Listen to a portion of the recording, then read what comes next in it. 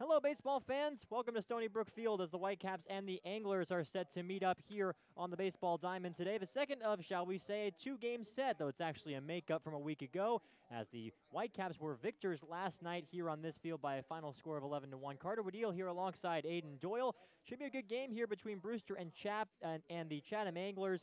Last night's game, an 11-1 Brewster win, but the Whitecaps actually got out-hit in that game, Aiden, and it's kind of strange if you're talking about how a coaching staff reacts to their team getting out-hit, but it sounds like they were pretty okay with it based on what they were doing before the game. Yeah, especially when you consider, like you mentioned, what they were doing before the game. Coach Tommy Weber, assistant coach for the Whitecaps, really talking about bat control, efficient hitting, and Coach Shevchik actually used that exact same phrase in the post-game interviews with our very own Maura Sheridan, talking about, they didn't get a ton of hits, only 7 of them, but they were efficient when they were at the plate, making those hits count. 5 runs in the 5th inning, 3 runs in the 6th, and Chatham didn't score until the 9th inning, so they really dominated that game. And my favorite stat of last night, the Whitecaps beat the Anglers 11-1 and had the 3rd largest margin of victory in the Cape League last night. Wow. There were 2 other games. I believe YD won by 12 runs, and then I'm blanking on the other one, but there was another an 11-run victory that took the cake. So how often do you see that? A 10-run victory that's the third largest in the league. Maybe not the best night for the Cape League if you're a fan of parity, but if you're a fan of offense and a fan of balls going over the wall, that was the night that you saw for last night, the big hit last night's game. Mickey Gasper coming off of an 0 for 4, back in Falmouth the game before, wound up reaching base 3 times, scored 3 runs, and had a 2-run homer. I'm sure Mickey Gasper, it's not entirely surprising that he was able to put everything back together, but it's got to be good to see, especially from Coach Jamie Shevchik's perspective. Yeah, I mean, think about the greatest hitters of all time. They had an 0 for 4 day. Mickey Gasper, it's going to happen at some point, and there'll be more of them over the course of the season. It's just how you react to those, how you bounce back from an 0 for 4 performance. And like you mentioned it yesterday, 1 for 2, 3 runs scored, 2 RBI, the 2-run shot to right field, just absolutely hammered out there. I mean, that was a no doubt about it home run to right field.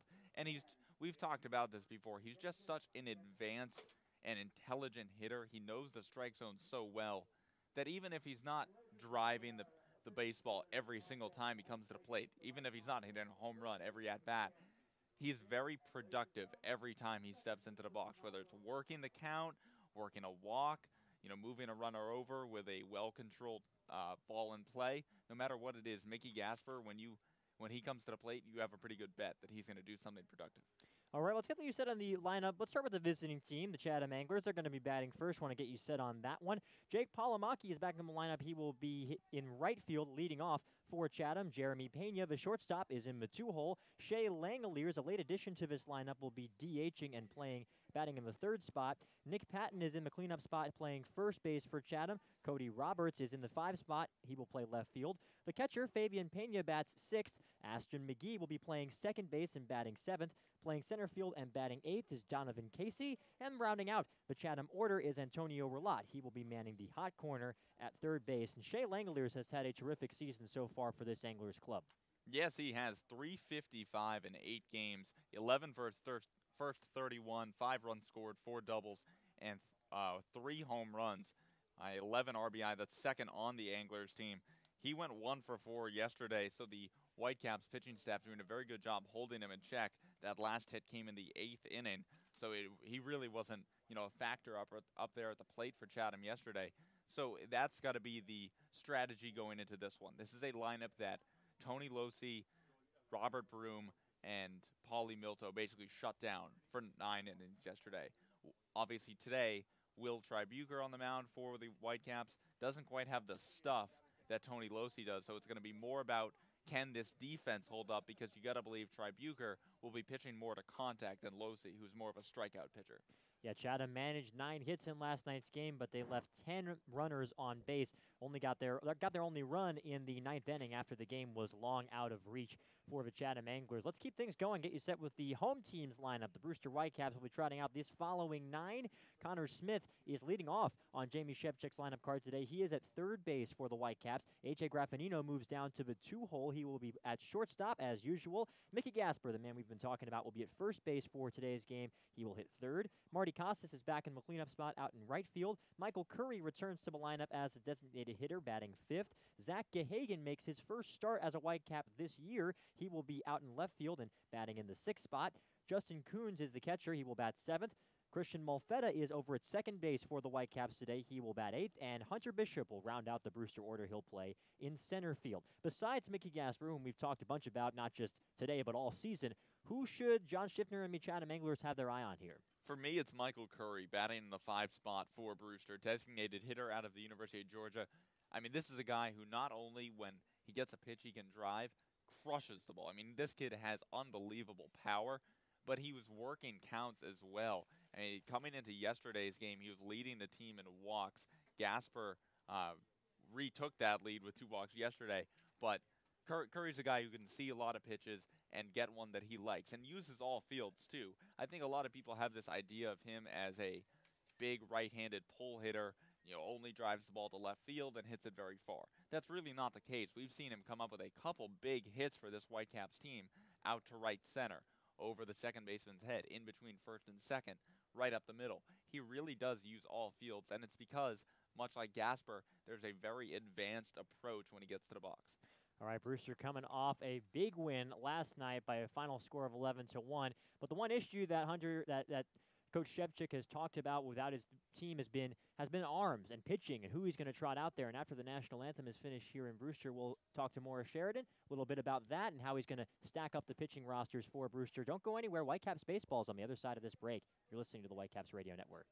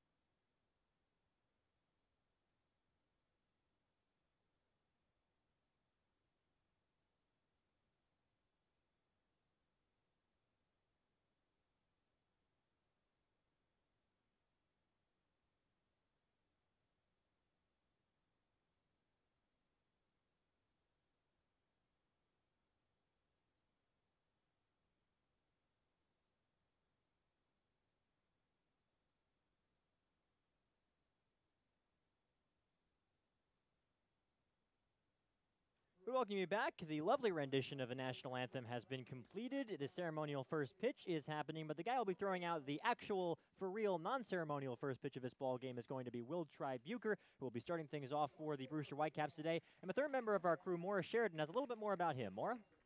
Well, guys, Jamie Shevchik is calling it an all-hands-on-deck situation in the Whitecaps bullpen. He says that he didn't want to start Tribuker today. He wanted him to be a relief guy on this team, but since some roster changes have just kind of left the bullpen depleted, as we kind of figured, Zach Lingenfelter today went home. He is done for the season with an oblique injury, and also Shevchik told me that Andy Pagnozzi was also sent home today, so there is just not a lot of arms in the bullpen, so some relief guys will be starting, one of which is Tribuker, and then tomorrow Stever also getting a start, someone that Shevchik said he wanted to come in relief. Back to you guys.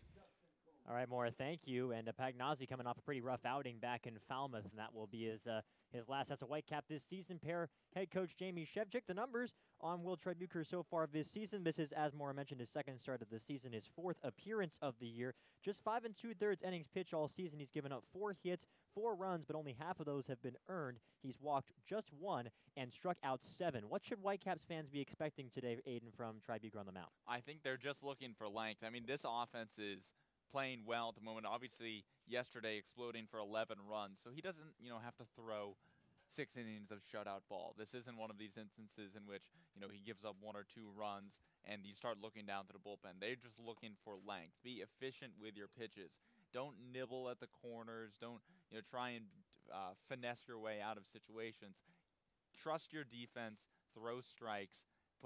Even if it's pitching to contact, don't get deep into counts and just stay out there on the mound as long as you possibly can. Yeah, Will Tribuker is primarily a workhorse out of the bullpen in his career. That's where he was at Michigan all of last season. Didn't go more than 4 1/3 last season as any relief appearance or a starting appearance. The last time he went 6 in a game was in a midweek start back on May 4th of 2016 when he was just finishing up his freshman year. So he does have that length in him, but hasn't maybe exercised that very often. Jake Palomaki will dig in from the right side, and a lefty Tribuker deals the game's first pitch in there for a strike on the inside corner, and we are underway here at Stony Brook Field today. Palomaki coming into this game just a .233 average, but that's very deceptive. He has 12 walks to his credit, as the 1-0 to the righty is taken in there for a strike to make it 1-1. Or excuse me, 0-2, as the scoreboard has been corrected. Palomaki, that on-base percentage is .405 for him this season. Or .465, excuse me. Pitch misses outside. And the count is now 1-2. Tribuker's not a guy like we've talked about who's going to overpower you with stuff. That fastball there, 93, that's basically where he'll pretty much max out. Kind of sits in the low 90s and pitches more to contact. 1-2 is a high chopper to shortstop, waiting on it, and now fielding it over its short is Graffinino. He throws across quickly for the out. Graffinino had to wait for that baseball to come to him, and Palomaki's got plenty of speed, but he was able to make a quick throw.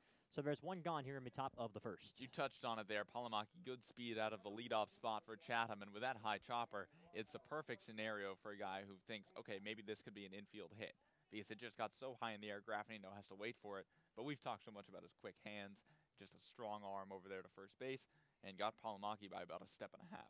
And now it is Jeremy Pena's turn. Speaking of shortstops, here's the Angler shortstop digging in from the right side, and he takes a pitch that skips down and away. We'll set you up on the Whitecaps defense real quickly. It'll be Coons behind the plate backing up the pitcher Tribuker, who holds a set, who is ready to go. Kicks and deals. Here comes the 1-0. In there for a strike on the outer corner. It's Gahagan, Bishop, and Costas left to right in the outfield. In the infield, Smith, Graffinino, Malfetta, and Gasper. Third to first for Brewster in this game. Waiting on a 1-1 pitch to Pena. Here it comes.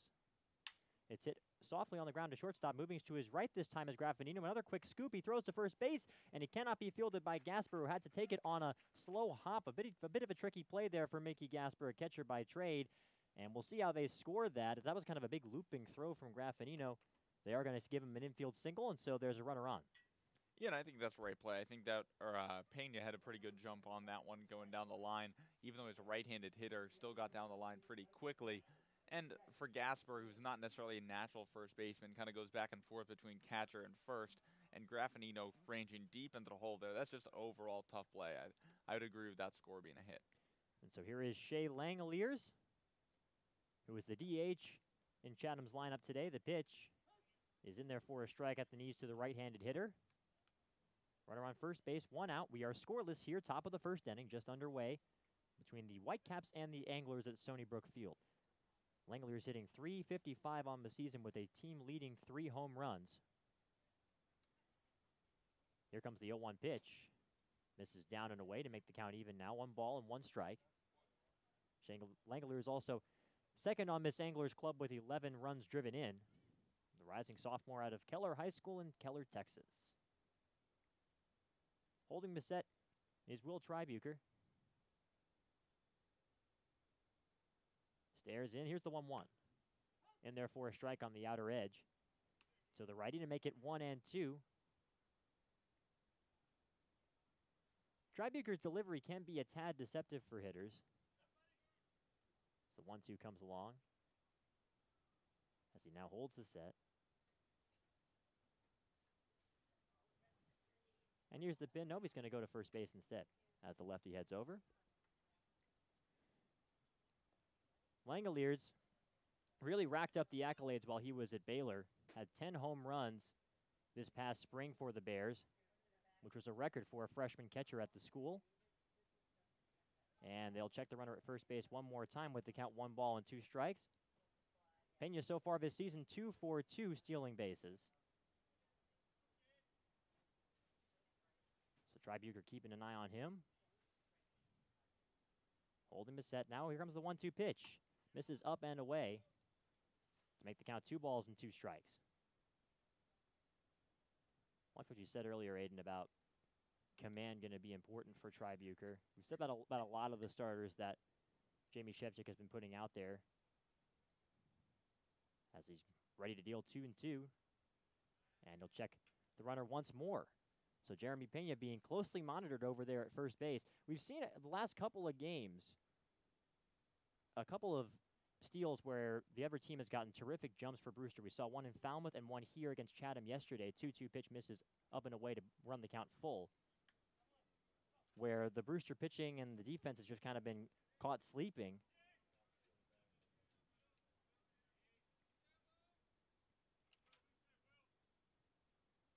As Langoliers digs back in from the right side. It'll be a 3-2 to the engineering major. Here comes the pitch. Runner's going. The pitch is up and away for ball 4. So it'll be 2 on and 1 out for the Anglers here. And that'll bring up Nick Patton. Well, that's not what you want to see if you're Coach Shevchik. Tribuker getting ahead in the count 1-2. And that almost seemed like he was so concerned with Pena over there at first base, throwing over there 3 times, that maybe he took his focus off Langoliers a little bit. And so then you're not quite as focused on the batter at hand, not as dialed in, lose the control a bit, and then after being ahead 1-2, walk him. So the righty Nick Patton digs in as Tribuker is ready to deal to the righty the pitch. In there for a strike on the outer edge. As Tribuker again able to locate with strike 1. 0-1 is the count. Patton's hitting .302 on the year, a pair of homers and 10 runs driven in.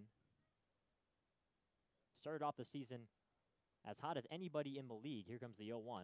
It's fouled back to the screen to make the count 0-2. And Patton has the one Achilles heel for him has been strikeouts. He struck out 14 times this season. That's the most on the Anglers, with the bulk of those coming a little bit later on after he had a co-player of the week performance at the first week of the year. 2 on, 1 out. We're scoreless here, top of the first inning at Stony Brook Field. And Tribuker's ready to deal 0-2 to Nick Patton. Here it comes. It's hit on the ground right side. It's going to get into right field for a base hit. Pena is rounding third. He's going to be waved. No, he's going to be held up at third. Now he hesitates and heads home as the throw goes into second, and he's going to make it in with the first run of the game. Bit of a strange play there. He was originally waved home by John Schiffner at third base, then held up once he hesitated, and then the throw came into second, and he took what he had. Well, I think it was just perfect timing there for the Anglers, because as soon as Marty Costas saw that Pena was being held at third, at least hesitating there, he's like, okay, I don't have to throw home here. Throws to second. Pena recognizes that, comes home on the throw to second, and there's really nothing Graffinino could do on there. So it is a base hit and an RBI for Patton. Runs his total up to 11 on the season, and it's 1-0 Chatham here in the top of the first inning as Tribuker deals another one up and away to make the count 0-1 on Roberts. Cody Roberts with a 167 average, 259 on base percentage this season, a right-handed hitter with first and second and one out. An unfamiliar territory here for the Whitecaps as the 1-0 pitch is again up and away, as Justin Coons is going to go and jog out and talk to Tribuker here, who looks a tad frustrated with the control early on. 2-0 is the count. I was mentioning it's a little unusual. Brewster, for the lion's share of their games this season, have been the team that has jumped out to an early lead. One of the things that I know Jamie Shevchik likes to talk about is how his team needs to be able to keep leads going and try and build the sort of advantage that we saw in yesterday's game. But now they will be playing from behind before they get a chance to bat, as they give up a run on 2 hits so far with just 1 gone in the first. The pitch, swing and a miss. That one was down below the knees. The count is 2 balls and 1 strike on Cody Roberts. Roberts is a rising junior out of Johns Creek, Georgia, a North Carolina Tar Heel. A lot of Tar Heels in this game on either side. As the 2-1 is on his way. It's fouled away toward the right side to make the count 2 balls and 2 strikes.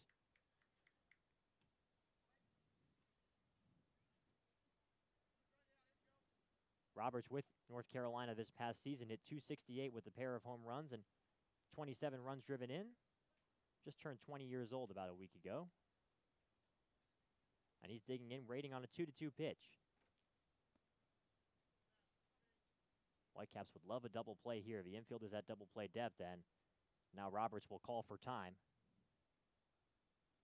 Double play combo, as I mentioned earlier, a little bit different for Brewster, as Malfetta is slotted in at second base, and Connor Smith is at third as the 2-2 pitch comes along. Breaking ball just missed low to make the count 3-2. As Tribuker breaking out the big 12-6 looper there, but not biting in at the dish is Roberts. So the count is full with 1 out. First and second, it's 1-0 Chatham in the top of the first inning. Tribuker deals. Check swing, and he did not go on a pitch that was off the outer edge. So it's a walk to load the bases. A pair of walks early on from Will Tribuker, and Chatham is knocking at the door.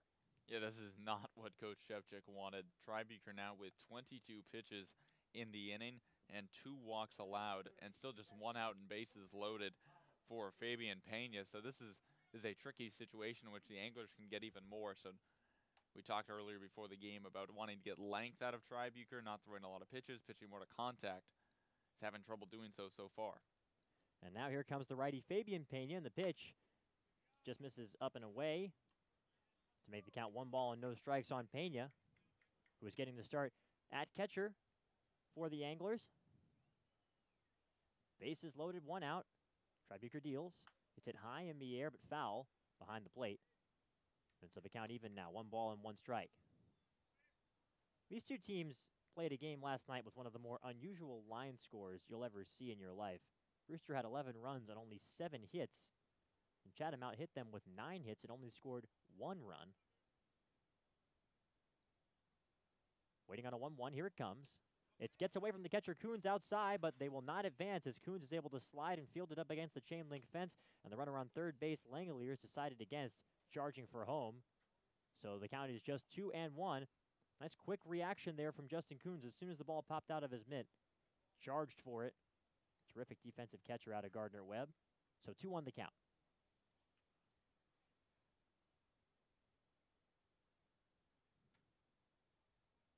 Tribuker staring and getting the sign from Coons behind the plate.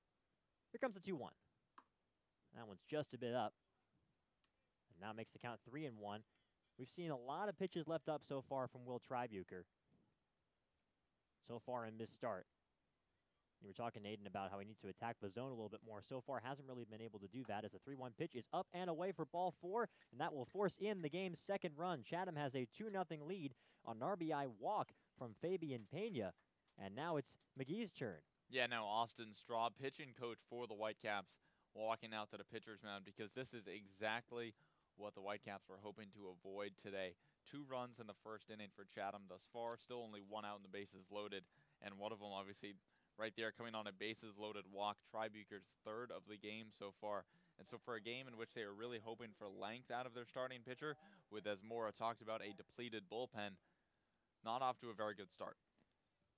The last time out as a starter four-wheel Tribuker, the only one that he has had so far this season, came in back in Katuitt as part of that doubleheader. It was game 1 of that twin bill on Sunday, June 18th. Through 4 innings, just 3 hits and 2 runs allowed, only 1 walk in that game. He struck out 6. He's already doubled or tripled that walk total in this game. Walked Langoliers, the 3-hitter, and then back-to-back walks here to Roberts and Pena, the latter of which forced in the Anglers' second run. It is 2-0 Chatham in the top of the first. Here comes McGee hitting from the left side, and the pitch is a check swing and a pitch that was inside. And they say they're going to appeal, and they say, yes, he did go around, says third base umpire Ronaldo Cockrum. Mike Collier was behind the plate giving the signal, and Sam Finn is the third member of the crew over at first. 0-1 is the count on the lefty. And here comes the pitch. It's fouled away toward the left side to make the count 0-2, so Tribuker ahead in the count here with the bases loaded and 1 out. McGee was the starter at third base yesterday for Chatham. Had a rough day defensively, and now he's at second on John Schiffner's lineup card. Lefty waiting on an 0-2 pitch. And here it comes. Diving down and away, taken for ball 1. Some decent late movement on that breaking ball, but McGee able to spot it. So that makes the count 1-2. The pitch runs inside, nearly hit him. That makes the count 2 balls and 2 strikes now on McGee. So far, an inning that has dragged on considerably. McGee, the 7th hitter in this lineup, and there's just 1 gone here with the bases loaded. Tribuker being forced to work early for Brewster. Here comes the 2-2 pitch. In there, called strike 3, outside corner. So Tribuker gets his first K of the game, just what you need with the bases loaded. And now the Whitecaps will have 2 outs here with the 8-hitter Casey on the way to the plate. Yeah, that's a huge out there for Tribuker, not only because you get the second out of the inning with the bases still loaded, but because it gives him some confidence to be able to locate that fastball. He'd had trouble early on this inning, leaving it up high, missing it for balls, walking guys with the bases loaded. That one right on the corner to get McGee looking. The pitch to Donovan Casey misses up and away. Casey is a right-handed hitter. A rising senior out of Stratford, New Jersey. Casey had a 2-for-4 game in yesterday's contest, one of the few anglers to have a good game at the plate as the 2-1-0 pitch is outside 2-0. As again, it looked like Tribuker just let that fastball slip out of his hand. You can see on the mound, he kind of winces when that sort of pitch comes out. And Coons giving him a couple of nods behind the plate now. Gives him a sign with the count 2 balls and no strikes. It's 2-0 Chatham here, top of the first. The bases are loaded with 2 men out. The pitch just misses outside, and that runs the count 3-0 here. You wonder if John Schiffner is going to give Casey here the green light or have him take. Tribuker obviously has to throw a strike with the bases loaded. Does not want to walk in another run. Here comes the pitch. That's grooved right down the middle for strike number 1. So 3-1 the count. The 2 angler runs in this inning, a single by Nick Patton drove in Jeremy Pena, and then a walk from Fabian Pena scored the second run of the game. Here comes the 3-1 pitch. It's a chopper to second base, fielded over there by Malfetta. He'll throw over to first base in time for the out.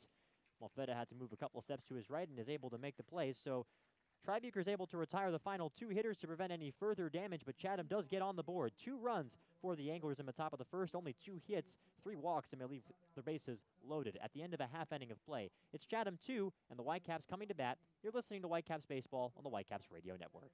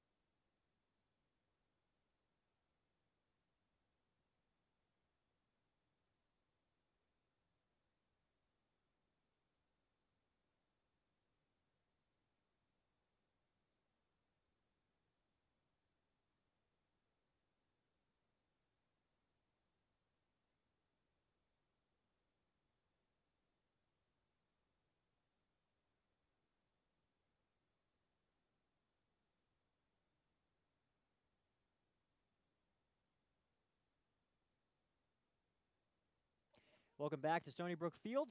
Getting ready to start the bottom of the first inning, and Chatham has jumped out to a 2-0 lead here between the Whitecaps and the Anglers. Carter Wadil and Aiden Doyle here with you. Thank you so much for tuning in.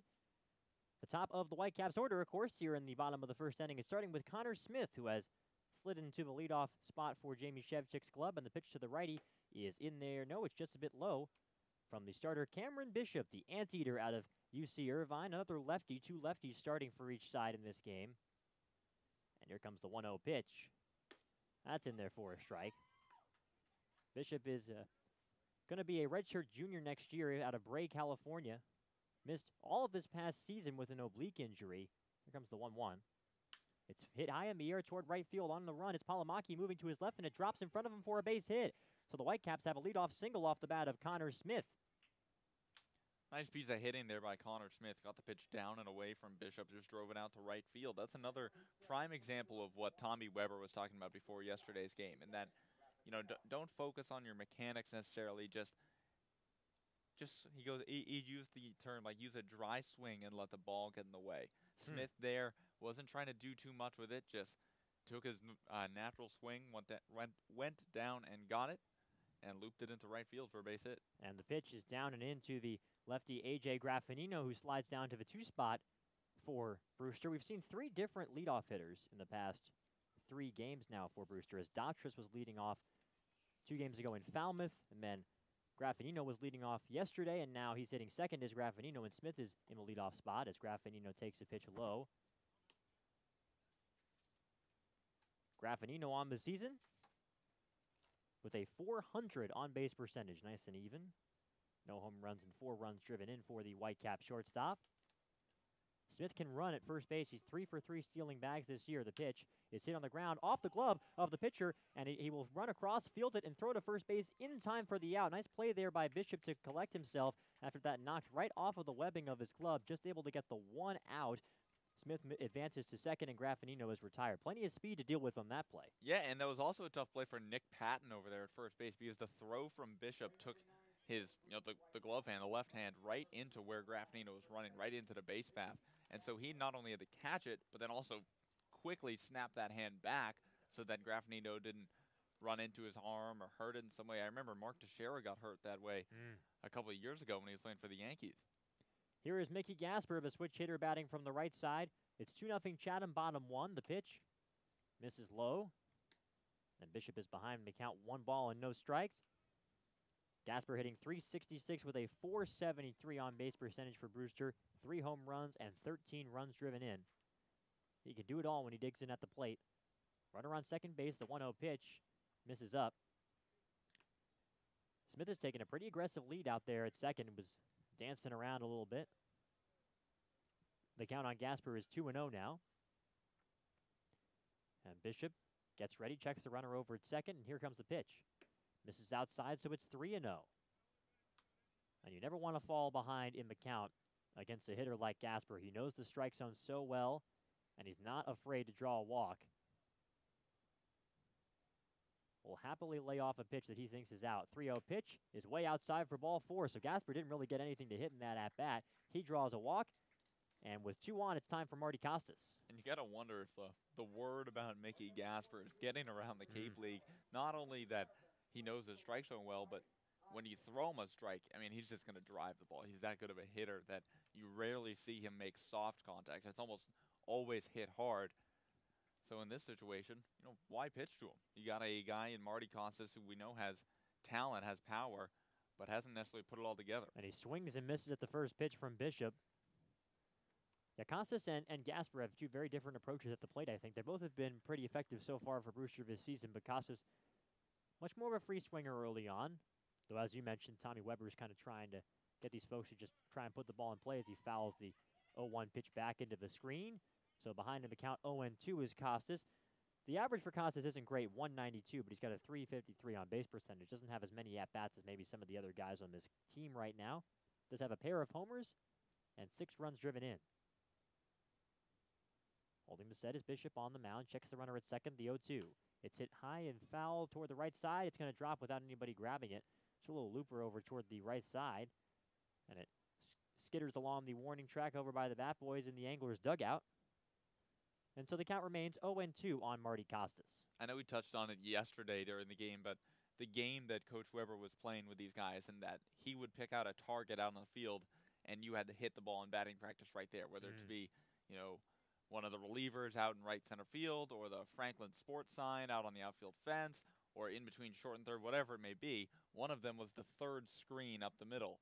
And Marty, after a couple tries, not really getting it, then rattled off like 4 consecutive into that screen. 0-2 pitch is hit on the ground to shortstop, moving to his right and fielding the baseball is Jeremy Pena. Throws to second for one, on to first base, safe at first. Nearly an incredible double play, and still a very excellent fielder's choice there from Jeremy Pena over to McGee at second. So Gasper's cut out of the equation. Costas reaches first base, and it's now runners at the corners for Brewster as they trail 2-0, bottom one. Well, that took a tough hop on Jeremy Pena over there at shortstop, and he really played it well. I mean, that's not an easy play going back into the shortstop's hole. Comes up on him, and still has to backhand and then turn and make the throw to second. That is not an easy play at all. Just to be able to get one there was impressive. Here's Michael Curry, the pitch to the righty. In there for a strike at the outside corner on the fastball from Bishop. Curry is hitting .270 with a .474 on-base percentage this year. Another guy who is not afraid to take the base on balls. This team as a whole has drawn a lot of walks. They lead the Cape League in walks so far this season with 47 of them. Or rather, that's Chatham's total. Brewster's got 56. Both of these teams up there. Here comes the 0-1 pitch. It misses down and in. Nice block there behind the plate from Fabian Pena. As that one down and into the righty hitter, of course, a very speedy runner over on third base in Smith. 1-1 now the count. Curry digging back in. He was one of the few Whitecaps that took the day off yesterday. As the 1-1 comes along. Swing and a miss on a fastball up. That tested Curry's discipline, and he swings underneath it, so it's 1-2 now with 2 gone. As Bishop is looking for a strikeout to get him out of this first inning. It's Costas at first base, Smith at third, with 2 gone. The pitch from Bishop. It's hit hard on the ground to third base. Fielded over there by Relat. He will throw across the diamond, and it gets past the first baseman, Patton, into the dugout. They're going to say it's out of play, so advancing to second with what we'll see how they score it exactly, but the Whitecaps get their first run of the game as Smith comes in to score from third. Advancing to third base is Costas, and Brewster has cut the Chatham lead in half. It's 2-1 now. Well, that's the second consecutive game in which we've seen a Chatham third baseman make a play over there at third base and just not be able to get the ball across the diamond. A low throw over there to first base. Patton unable to dig it out. And that's a big play for Brewster. You know, you don't want to start the game off leaving 2 runners on, failing to score in the first inning. And so they'll take it however they can get it. Getting a run across there after giving up 2 in the top of the first is big. So here's Zach Gahagan. He hits a high chopper over to shortstop, fielded by Pena. He will throw across the diamond, and it is another lowish throw, but fielded over there by the first baseman, Patton, for the out. So Gahagan hits a first pitch ground ball, and that finishes things in the bottom of the first inning. For Brewster, they get 1 run on 1 hit. That play was scored in E5 that allowed Curry to reach base. So just the 1 hit, 1 error, and they leave a pair of runners on. We're through 1 inning of play. The score, Chatham 2, Brewster 1. You're listening to Whitecaps Baseball on the Whitecaps Radio Network.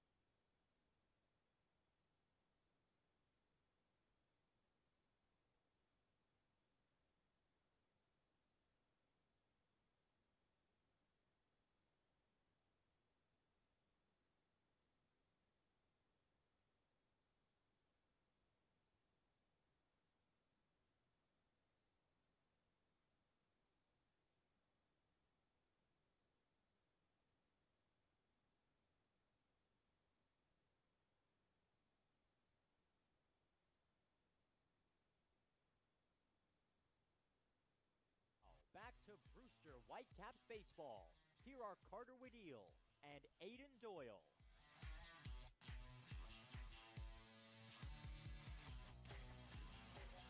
Welcome back to Stony Brook Field here on the Whitecaps Radio Network. It is Carter Woodell and Aiden Doyle. The voiceover does not lie. We're into the top of the second inning as Will Tribuker misses outside to Antonio Relap, the number 9 hitter for Chatham. The Anglers sent up 8 batters to the plate in that first inning where they plated a couple of runs. They lead 2-1 here in the top of the second. The pitch misses low from Tribuker. 2-0 now the count. If you weren't with us in the pregame show, Jamie Shevchik is counting on Tribuker to give him at least some length as the 2-0 comes along. Misses outside, so it's 3-0. Now on Relat, who's hitting .385 on the season in limited action for the Anglers. 3-0 the count. It'll be as Tribuker gets ready to deal 3-0. That's in there for a strike on the outside corner, so says Mike Collier behind the plate. It's going to be Tribuker starting today, and then Jonathan Stever will be towing the rubber tomorrow for Brewster. And then after that, as the 3-1 pitch comes along, it misses low for ball 4. So Relat reaches on the base on balls. And with Relat on, the leadoff walk brings the top of the order up, and Palomaki. After that'll be, as Coach Shevchik said, some semblance of normalcy. Something close to normal is what he told me before the game, where it gets kind of back to their regular rotation. But that injury to Zach Lingenfelter has kind of shaking everything up. So Relat is on first base. He has tried to steal once this year. It didn't work. And Palomaki, who grounded out to begin the game, is now digging in. He shows bunt and takes a pitch low to start his at-bat off. So 1-0. As again, Tribuker unable to get strike 1 across to the speedy leadoff hitter out of Boston College, Jake Palomaki, the man they call Mock. Yeah, Tribuker now thrown 19 strikes and 24 balls so far this outing. Make it 25. That one misses up and away, and Coons is going to again jog out to talk to the hurler out of Michigan. It's a quick conversation, just a couple of words, and he makes his way back to a smattering of applause. Palomaki is a rising senior, originally from Minnesota, but he moved to Kennesaw, Georgia when he was a child. Graduate of a high school in Kansas, so he's been everywhere. The pitch shows bunt again, and it's bunted toward the right side. Tribuker will charge and be called off by Coons, who fields it with the bare hand and throws to first base for the out. They just get Palomaki at first. He's got plenty of speed. It does move the runner along, a successful sacrifice, and there's a runner on second and 1 out.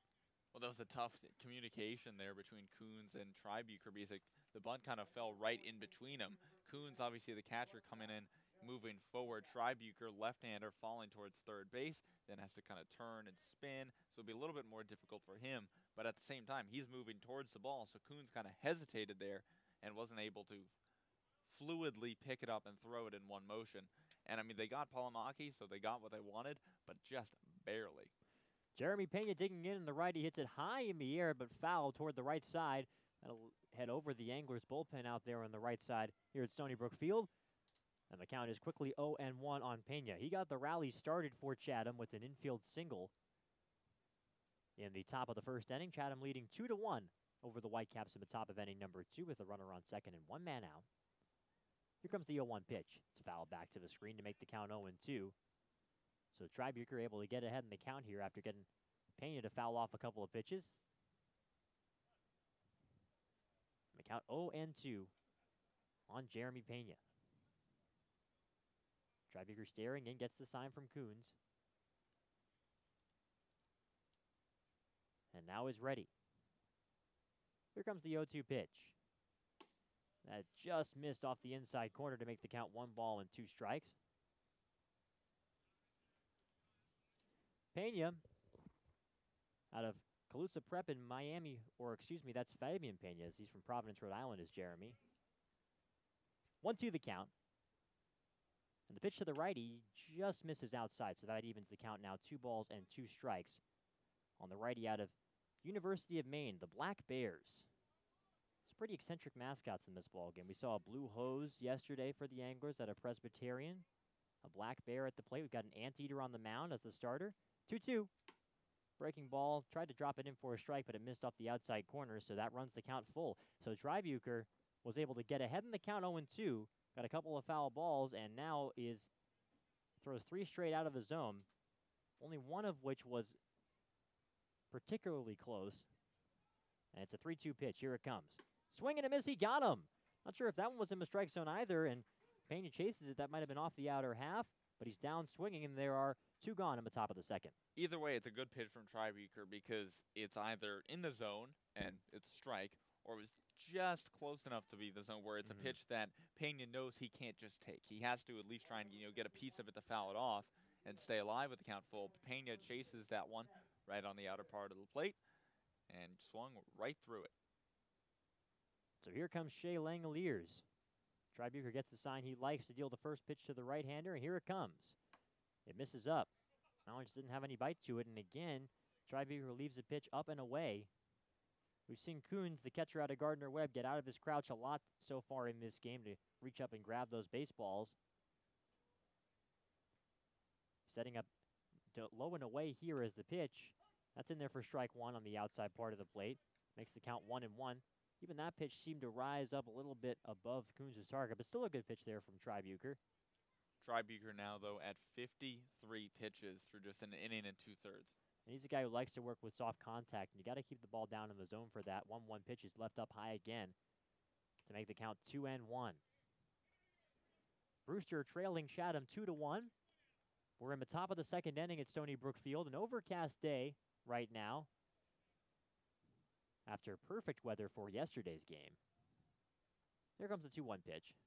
Swing and a miss. That one had some late movement to it. The count is 2 balls and 2 strikes. As right on top of that one was Langoliers. He's one of those hitters when he takes a big swing, you know it. Took a big cut there, but came up empty. 2-2 the count. Langoliers walked and scored his first time up. As it's back-to-back Bears in this lineup with the main product, now the Baylor product at the plate. 2-2. Swing and a miss, he got him. So Tribeaker is able to get Langoliers to fish for a couple of pitches back-to-back, and he gets out of a little bit of trouble in the second inning. No runs, no hits, but they do leave a runner on second base to the Chatham Anglers. We're through an inning and a half. Chatham leads 2-1. You're listening to Whitecaps Baseball on the Whitecaps Radio Network.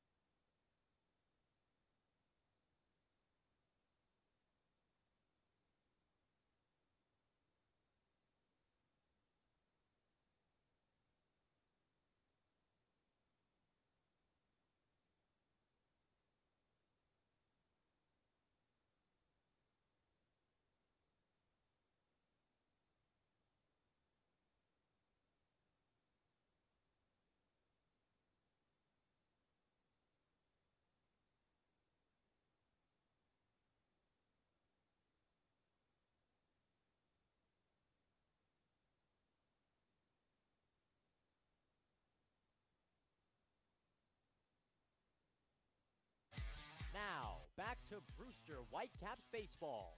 Here are Carter Waddell and Aiden Doyle. Dunkin' Donuts in the Cape Cod Baseball League want to keep players and fans running on and off the field all season long. Celebrate the summer of coffee at your local Dunkin' Donuts with their latest flavor lineup, including coconut cream pie, butter pecan, and s'mores. The pitch is fouled back to begin the Whitecap half of the second inning by the 7-hitter Justin Coons, who has had a good run of form at the plate recently. The catcher out of Gardner-Webb, bringing his average up to an even 300 on the season. The 0-1 to the righty. Swing and a miss. Fooled him with a breaking ball there down and in. Makes the count 0-2. That one had some nice movement on it from Cameron Bishop, the anteater out of UC Irvine. Starting his second inning of work. Did give up an unearned run in that bottom of the first inning. Here comes the 0-2 pitch. It's a high chopper toward third base, but it will roll just foul as Relat was following it. Chatham leads 2-1. Unearned runs, we mentioned in the first game, but these are the 2 teams in the league that have given up the most unearned runs this past season, or this season so far. And Chatham did nothing to help that ratio out yesterday. They gave up 6 of them. 6 out of the 11 runs that they gave up yesterday were unearned as the 1-2 pitch is up high. And that included all 5 of a 5-run 5th inning for Brewster.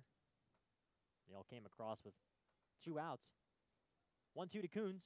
It's hit hard down the line. It's just foul down the left field line. as Coons was able to put some good wood on that one. We were talking, Aiden, yesterday about how Coons has just been able to push pitches foul that he isn't able to get a great look at. One of those guys that will really extend at-bats at the plate, get the pitcher frustrated. Here comes the 1-2. Swing and a miss, he got him. Balls and Madirtsev are going to have to throw to first base to complete the strikeout, and they do. A couple of breaking balls fooled Justin Coons in that at-bat, and Bishop gets his first K of the game. There's one gone. Yeah, you talk about Coons being a guy who spoils a lot of pitches, really makes pitchers work. Yesterday we saw him get up there, I think fall behind either 0-2 or 1-2, work it all the way back to a full count, and then foul off 3 more. There obviously chased a breaking ball down and in from Bishop, but Coons has been, I think, definitely a bit of an overachiever so far for the Whitecaps. A guy who didn't come in with a whole lot of expectations, but he's really performed well. The pitch to Malfetta misses low, as the Stanford product getting the start at second base for Jamie Shevchik's team in this one. 1-0 is the count. Yeah, Coons' play has been impressive. We've talked about the issues that the Whitecaps have had at first base defensively this season, as the 1-0 to the right-handed hitter misses outside to make the count 2-0 now.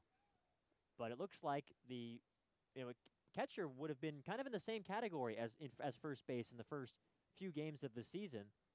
But Gasper and Coons have been able to sort of stabilize the defensive situation there as the 2-0 pitch misses outside again to run the count 3-0 on Malfetta. Malfetta, like Coons, is hitting an even .300 on the season. No homers for him yet, does have a pair of runs driven in. Here comes the 3-0 pitch. That's in there for a strike on the outside corner. That looked like the pitch that Bishop was trying to throw the first couple of pitches that he offered over to Malfetta to start the at-bat. Makes the count 3 balls and 1 strike. Malfetta was one of the many folks who got in late in yesterday's game, as here comes the 3-1 pitch. Misses outside for ball 4. So another walk, that's number 2 for Bishop and number 5 for the game in total. Excuse me, number 6, as Tribuker's walked 4 already. And there is a runner on with 1 out for Brewster. And you talked about Malfetta's average being at .300. His on-base percentage was also at .300. That was his first walk of the Cape League season. He's a guy who really is pretty aggressive up there at the plate, jumps on pitchers early, puts the ball in play, doesn't necessarily work the count as much as some other guys. The pitch is up and in to Hunter Bishop, as the Archdiocese is convening here. Cameron Bishop on the mound and Hunter Bishop at their Hunter Bishop for the plate for Brewster. There's a runner on first base. There's 1 out. It is 2-1 Chatham. Here comes the pitch. He shows bunt, and he bunts it down the third base side. Charging and fielding it is the pitcher Bishop. He throws across in time for the out. So another successful sacrifice bunt that looked kind of like a cookie-cutter copy of what we saw from Palomaki earlier, only it was over to the third base side. So there's 2 gone on the sacrifice, and Malfetta is now over at second. Yeah, Bishop with a nice play to throw out Bishop there. But Hunter Bishop, Whitecaps hitter, good job. I mean, he did exactly what he was being told to do, move the runner over there to second base. Although now 2 outs for the leadoff man, so not exactly what you want. You'd rather obviously have a sac bunt with nobody out to get the first out. But Bishop doing his job, moving the runner over. He made it a close play at first base, too. Yes, I think he was, as the pitch is missing down and into the righty Connor Smith, who singled and scored his first time. I think that's one of those plays where you're thinking, okay, worst case scenario is it's a successful sacrifice, but really you'd like to catch the defense sleeping and get a bunt single. Not able to get it.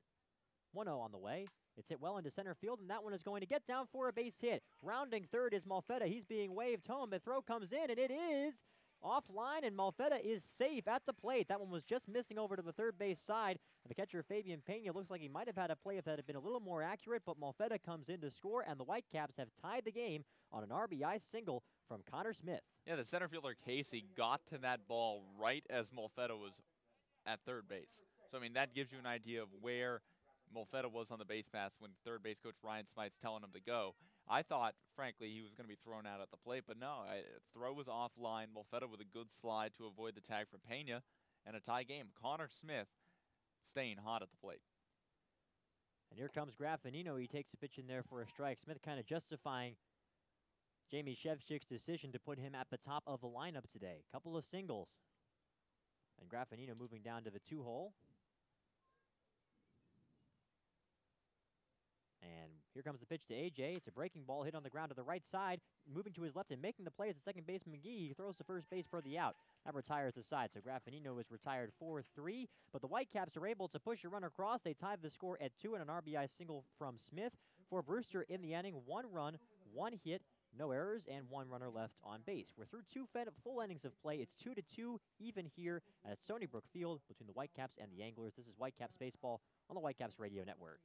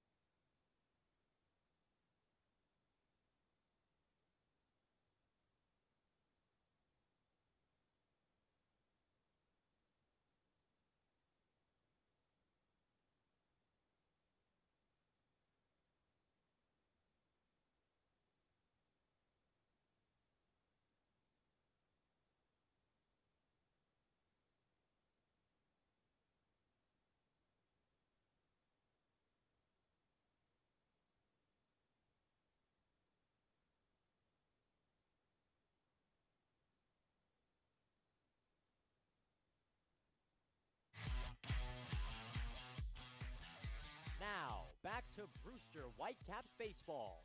Here are Carter Waddell and Aiden Doyle.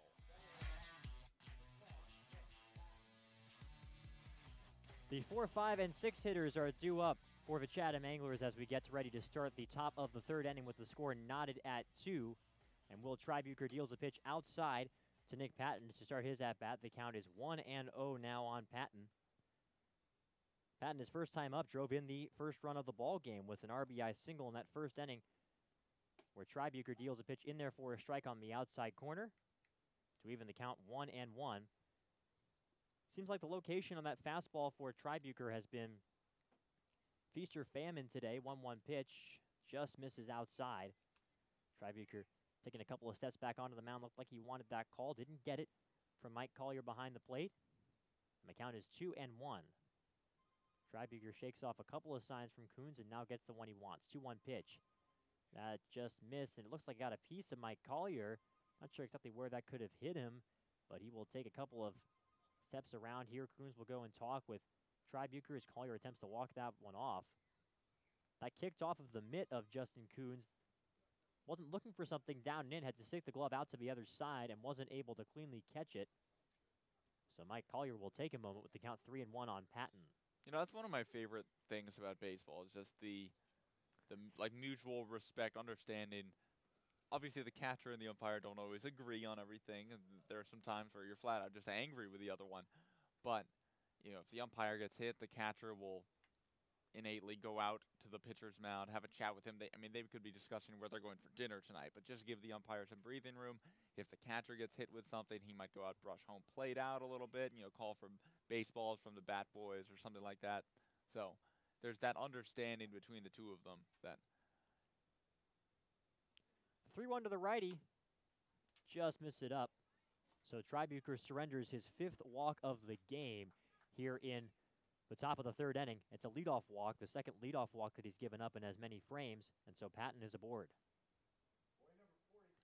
I know you and I talked about Tribuker before the game, saying how far he can go into the ball game, and you said his high was 4.1 or 4 1/3. And so obviously Coach Shevchik today wanting him to go deeper into the game, but the question is how many pitches did he even throw in that 4 1/3? That pitch is swung on and missed. It's a foul tip rather into the glove of Coons for Coney Roberts to start things off, and that's true. That's something you have to think about.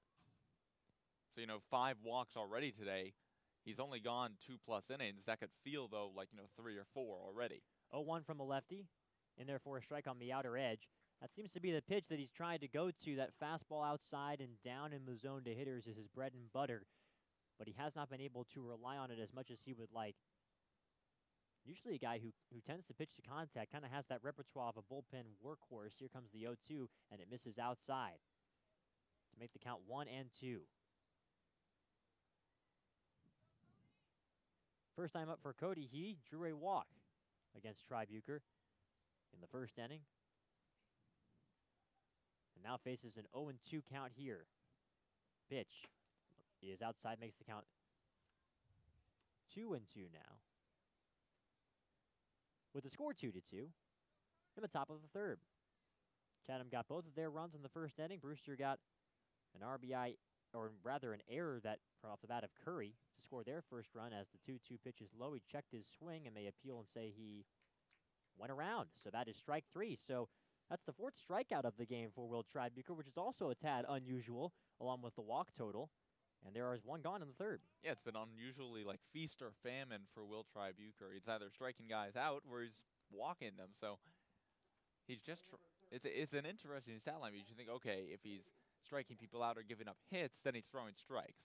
Or if he's walking people, then he isn't throwing strikes. But clearly he is, because he's striking people out. The pitch is up to start the at-bat for Fabian Pena. He drew the walk that forced home Chatham's second run, his first time up. Patton is aboard at first base with one man out. Here comes the pitch. Misses outside. So it's 2-0 now. Been a pretty unusual outing, I think, for Will Tribuker on the mound. The mindset for him was to go eat up some innings. And so far, he's just having trouble finding the plate. 2-0 pitch misses low to make it 3-0. Tribuker's a rising sophomore out of San Clemente, California. Now Mickey Gasper is going to run over from first base and give him a couple words of advice and retreat to his position. You wonder what Jamie Shevchik's thinking in the dugout, because he has pointed out Mickey Gasper as really the vocal leader of this Whitecaps club. Not just the jewel of their lineup as a hitter, but also a guy in the clubhouse that'll speak up as the 3-0 pitch is in there for a called strike at the knees to make it 3-1. Looked like he was doing a little something right there. Yeah, Coach Shevchik has said, though, that he wishes he had more Mickey Gaspers, and not for the production in the lineup, more for what he brings to this team off the field. 3-1 is in the same spot.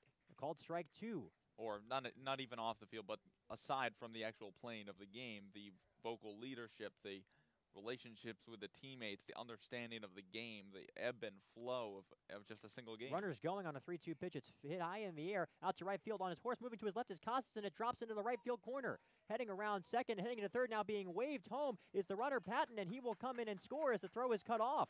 Heading into second base with an RBI double is Fabian Pena. He now has a pair of runs driven in this game, and it's 3-2 Chatham, just like that.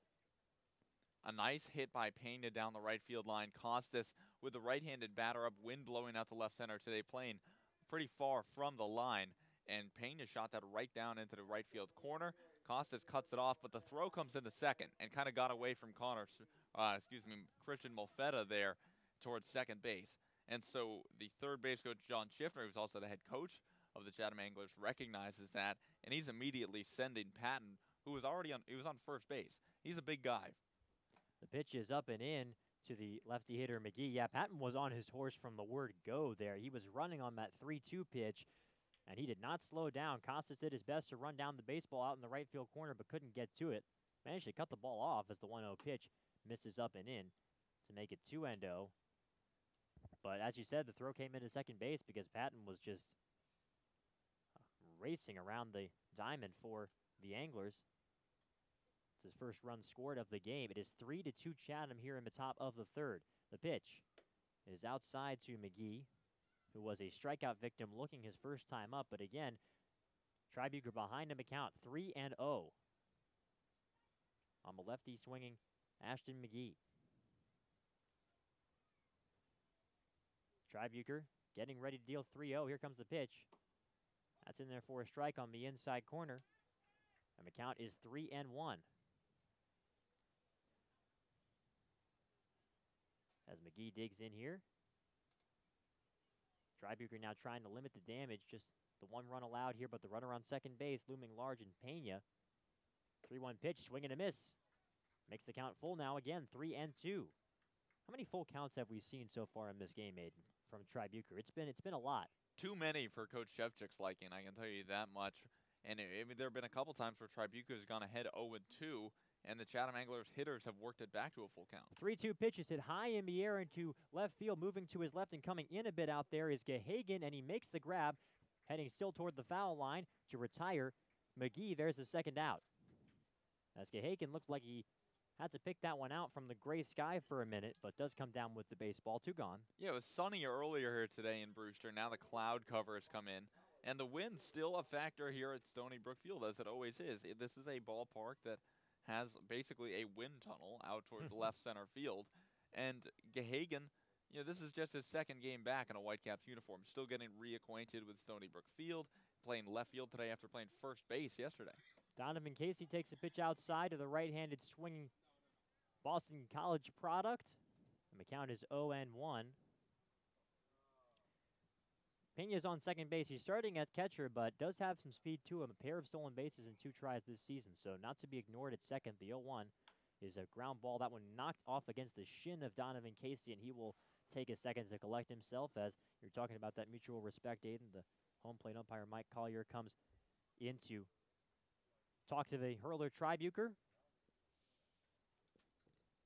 Yeah, and again, that's just a prime example of it, right off of the foot of Casey.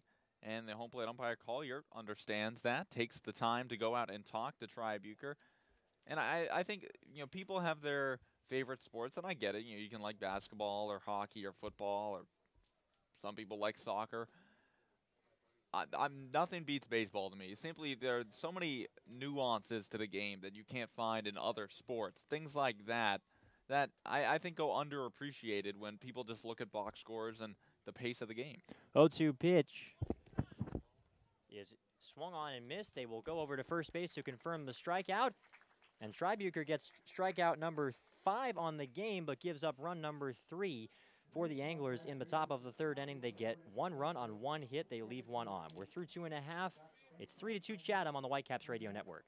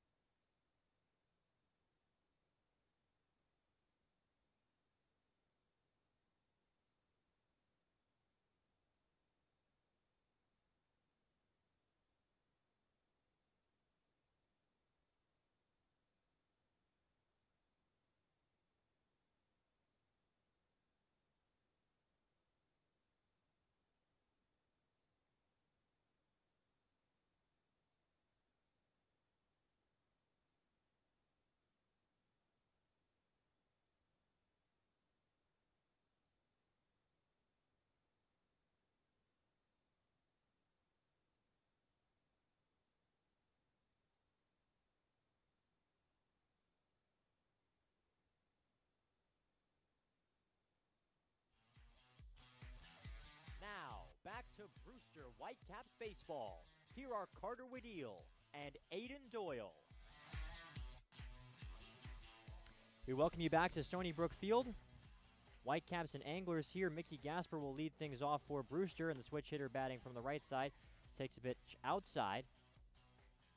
So it is a call for a strike, and the count is 0-1. So in the eyes of Mike Collier behind the plate, it was a strike. Gasper walked his first time up and takes another one on the outside corner to make it 0-2 now on Mickey.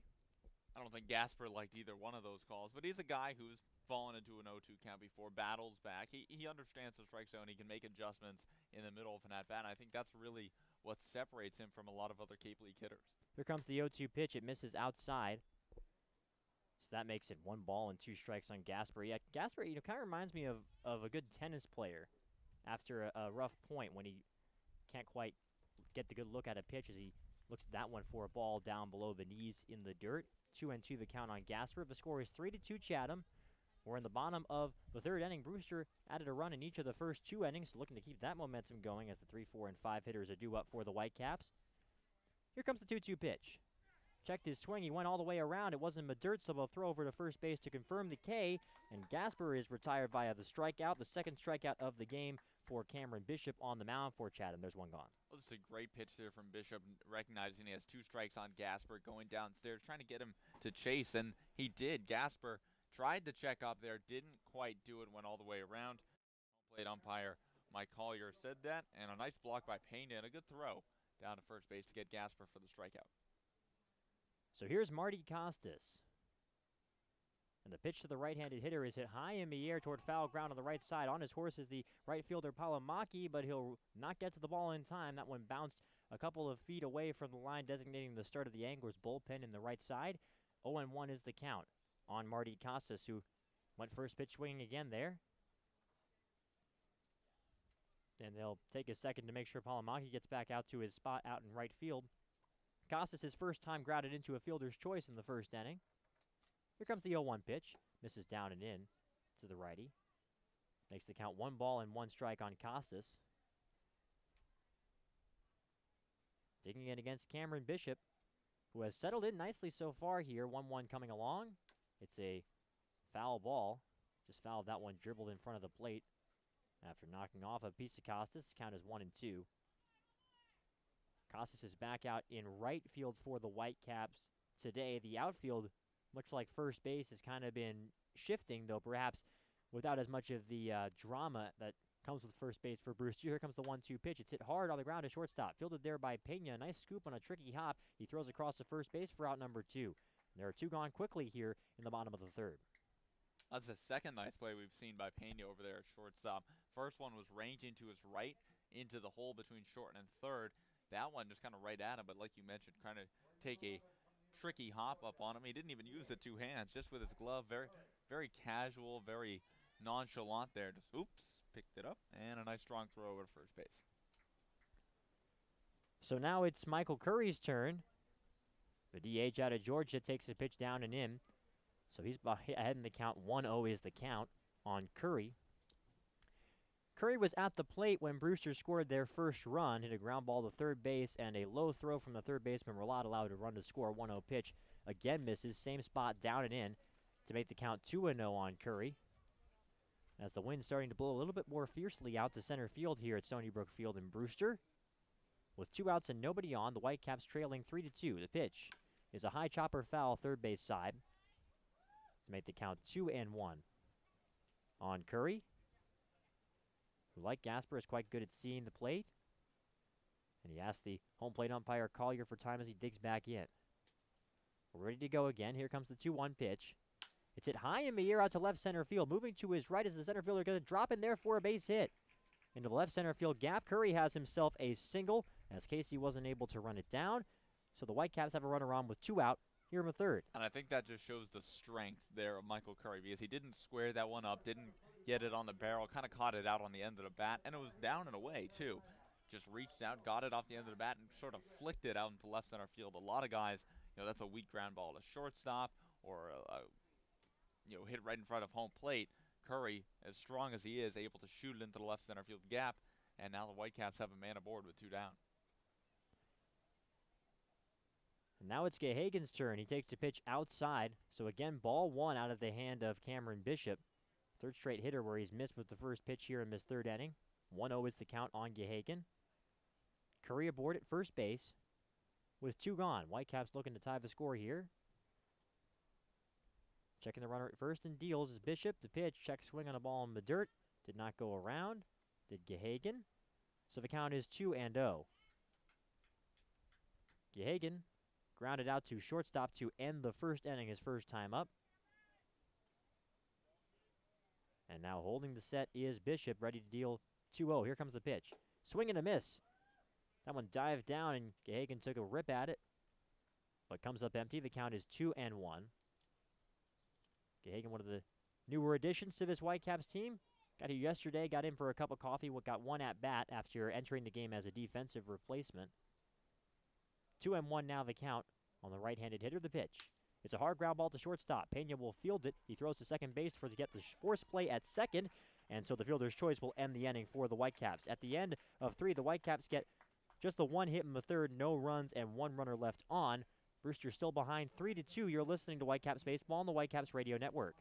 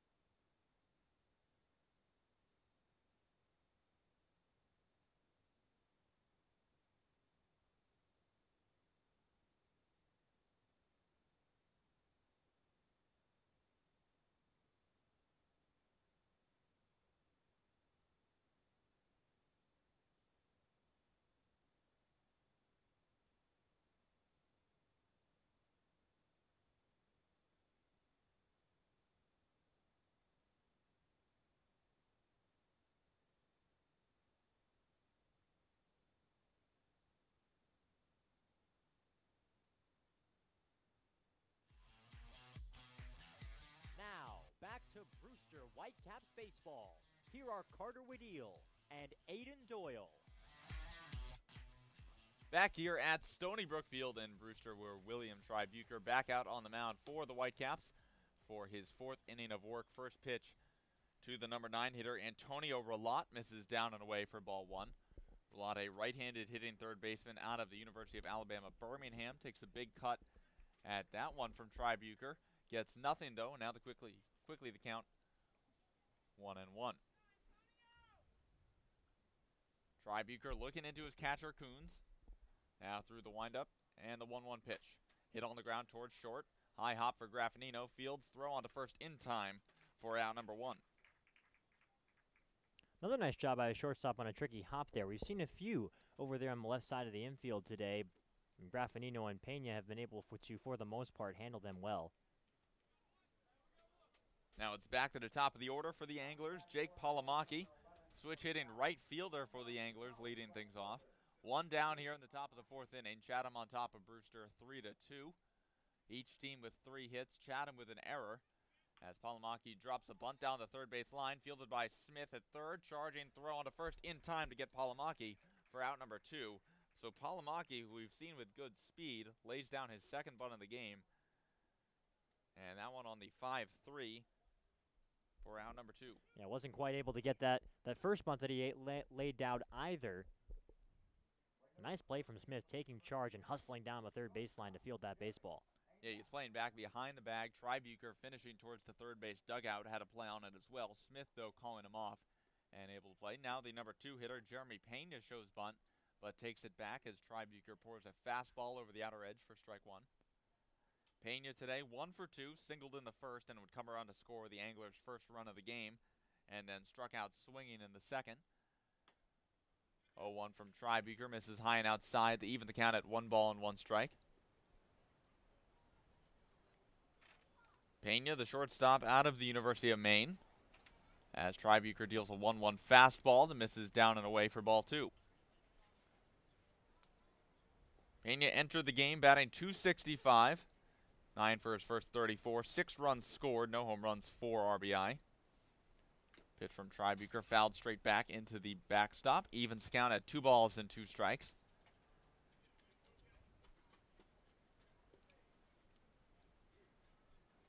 Shea Langlear's waiting on deck for the Anglers, hoping to get a chance to bat in the top of the 4th here. 2-2 count on Pena. And the pitch from Tribuker misses down and away, and the count runs full.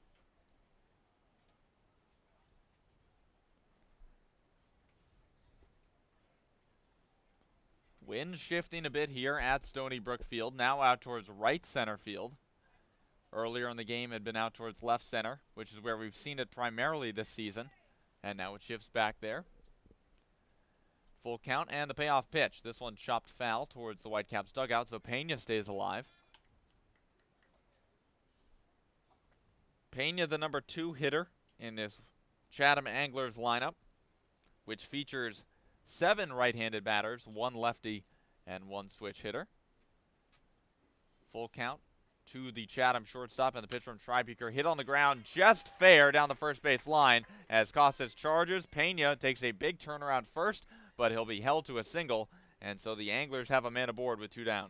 A nice job by Pena to just go out and meet that baseball. Didn't look like he was quite expecting that pitch there from Tribuker, but just kind of put the wood on the horse hide on the outside part of the plate, and it's a nicely earned single down the first base line.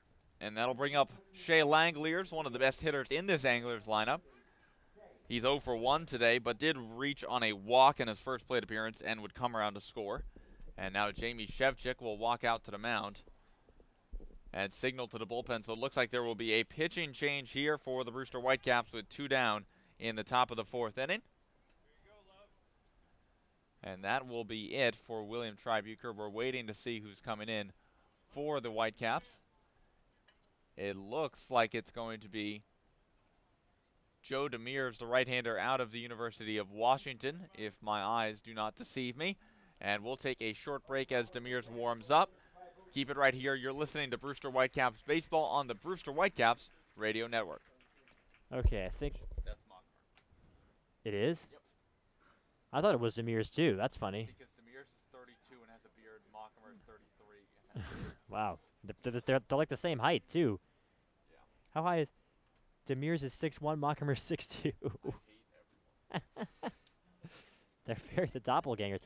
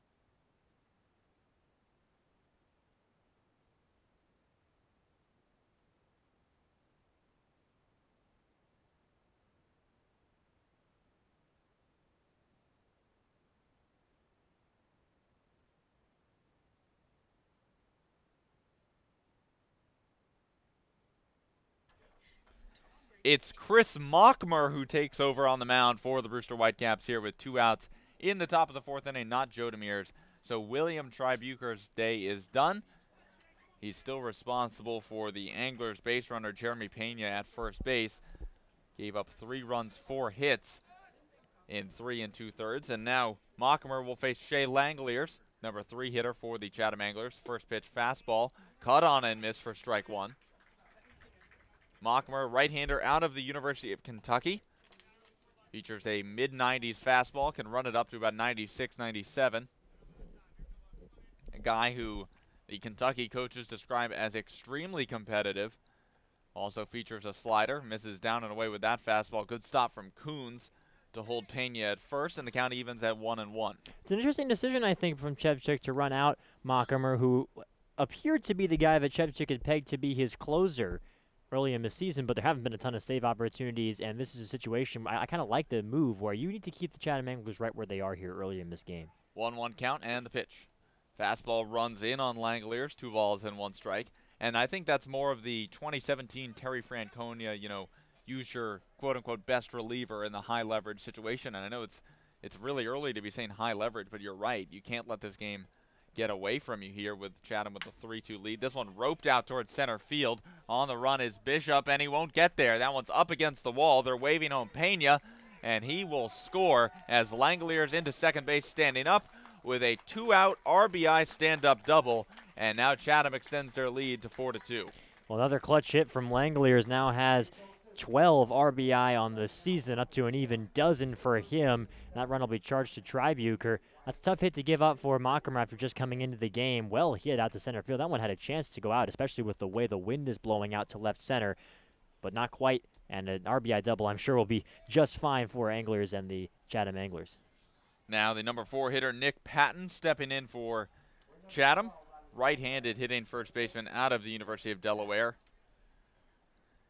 And the Whitecaps haven't had an answer for him thus far. Singled in his first at-bat to drive in a run, then walked in his second plate appearance and would come around to score. Came into this game batting .312 for Chatham. Excuse me, .302. Now 2 down here in the top of the 4th inning. 1 run already across the plate for Chatham as Shea Langoliers leads off of second. Patton will call time as Mockmer takes a while out there on the mound.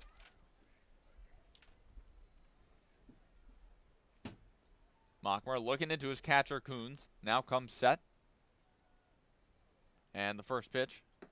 Breaking ball there. Misses down and away for ball one.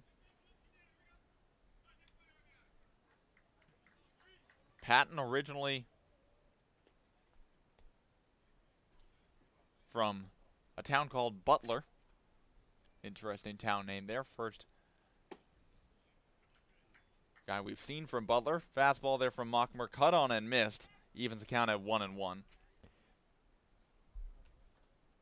He's one of those guys who wound up going to IMG Academy down in Florida, left there for his senior year of high school. 1-1 count, and the pitch from Mockmer. Locates that one right on the outer edge, and the count moves to 1-2. You see a lot of kids do that who are from the Northeast in sports like football, baseball. A lot of kids in basketball will do it as well. They'll come down from states like New Jersey, Pennsylvania. Yeah, it's originally from Butler, Pennsylvania, is Patton. 1-2 the count, 2 down as Mockmer comes set, and the pitch. Breaking ball gets away from Coons, and Langoliers on to third in there standing up easily, and now Mickey Gasper will jog out to the mound. Well, at least try and have a word with Chris Mockmer, but now retreats back to first base. So Langoliers into third on what will most likely be a wild pitch. And the count 2-2 to Nick Patton. With the single in the first inning for Patton, raised that average to .318 on the year for the Anglers. And his second RBI of the day is waiting just 90 feet away. 2-2 count, and the pitch from Mockmer. Cut on and missed. Ran that fastball up in the zone. And Patton chased for out number 3. But the Anglers tack on another run. It comes on a Shea Langoliers RBI double to center field. They get 1 run on 2 hits, no errors. 1 man left on. We've played 3.5 here at Stony Brook Field. Anglers on top of the Whitecaps, 4-2.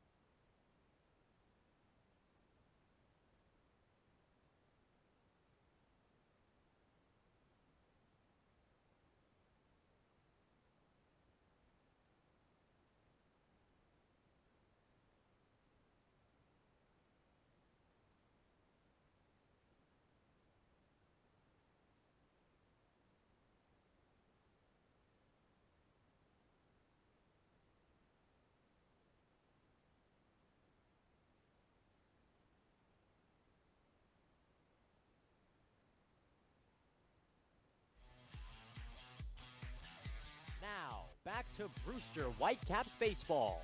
Here are Carter Waddell and Aiden Doyle. A pitching change for the Anglers as we move to the bottom of the 4th inning. Cameron Bishop's afternoon is done. Reese Kinnear, a right-hander out of Fordham University, takes over on the mound. And the first pitch to Justin Coons, roped out to left field, going back. On the run is the left fielder Roberts.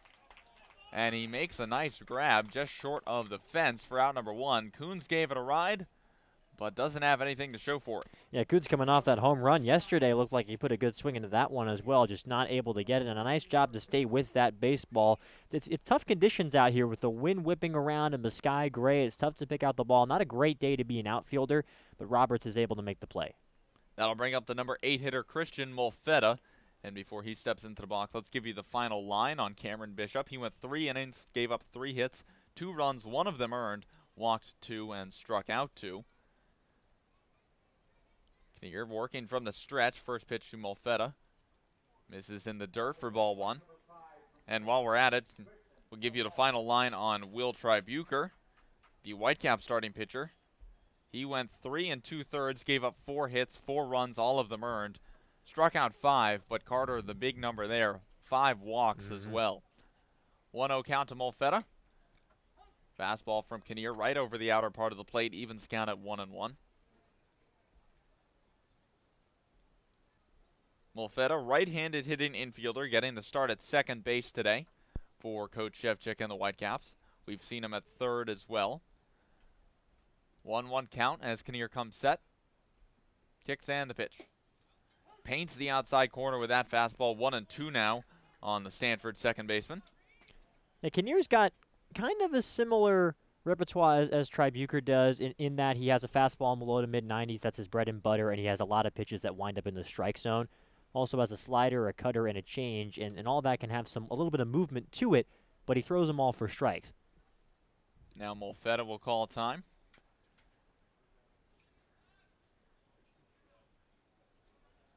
One and 2 the count to Christian Molfetta. 1 down here in the bottom of the 4th inning. And the pitch from Kinnear. Caught on and missed by Molfetta. He goes down swinging on a pitch down and away for out number 2. So Kinnear picks up his first strikeout. Yeah, nice looking slider there down and away, as you said, Aiden. Able to fool him there. And when you're able to locate a fastball on the outside corner, coming back with a slider, if it dives down and away to the righty, it makes it that much more tempting. Nice sequence of pitches there from Kinnear to get the K. Hunter Bishop digging in now for the Whitecaps. 2 outs here in the bottom of the 4th inning. 4-2 the score. Anglers on top of the Whitecaps as Bishop takes the first pitch high for ball 1. And not many pitchers miss high to Hunter Bishop, listed at 6'5". I mean, he's a tall guy up there. His batting stance doesn't really crouch, kind of stands pretty straight up, so has a pretty tall strike zone as well. Yeah, I think that is what affects it the most, more than the height, is the way he stands at the plate. 1-0 the count and the pitch from Kinnear. This one misses down and in. 2-0 now the count on Bishop. Bishop struggling a bit in his first 8 Cape League games, just 4 for his first 23, good for a 174 average, 10 strikeouts. As he takes a fastball from Kinnear at the knees for strike 1. Bishop, a rising sophomore out of Arizona State University, had a very good year this year for the Sun Devils, batted .301. As Kinnear misses in the dirt for ball 3. So 3 balls, 1 strike on Bishop. Bishop, a guy whose older brother, Braden, plays in the Seattle Mariners system. Actually uses one of Braden's bats as well. As Bishop hits this hard on the ground in between first and second and into right field. So the Whitecaps pick up a 2-out single. And now it'll be back to the top of the order for Connor Smith, who's yet to be retired so far. And that's something that Hunter Bishop was working on in batting practice before the game. He was over there with Coach Tommy Weber, and he was, he's one of those guys that can really put on a show in BP, but Tommy Weber was telling him that he's such a strong kid, he's got strong arms, that really when he's at the plate, he has to sort of think like a slap hitter, because if he gets good contact on a baseball, he doesn't really have to put a charge into it because he's so strong, he can carry it out. That's sort of what he did with that ground ball there, just had the bat meet the ball. Now the first pitch to Connor Smith. Fastball misses down and away for ball 1. And I remember yesterday in batting practice, Kyle Daughtris, I remember we were talking about this, if you hit a home run, you had to go and get the ball yourself. They were trying to work on bat control and hitting to certain places, not hitting home runs in batting practice. As Kinnear comes set. And the pitch to Connor Smith finds his zone, evens the count at 1-1. And Daughtris hits the ball over the left field fence for a home run. Everyone, gives him a hard time. Oh, you got to go get that one. He goes, I didn't even mean to. And Weber goes, that's exactly my point. You guys are so strong, so athletic, that you don't have to swing 110 miles an hour for the ball to go over the fence. 1-1 count. Bishop goes. Throw down to second is in time. Hunter Bishop thrown out at second, and he does not like the call at all. Very unhappy with the call from Ronaldo Cockrum. And that will be the 3rd out of the inning. Hunter Bishop still can't believe it, and I don't think the Whitecaps bench can either. Third base coach Ryan Smythe giving Cockrum a hard time as well. But either way, that's it. No runs on 1 hit, No errors, nobody left on base for the Whitecaps in the bottom of the 4th inning. We've played 4 here at Stony Brook Field. Anglers still on top of the Whitecaps, 4-2. Keep it right here. You're listening to Brewster Whitecaps Baseball on the Brewster Whitecaps Radio Network.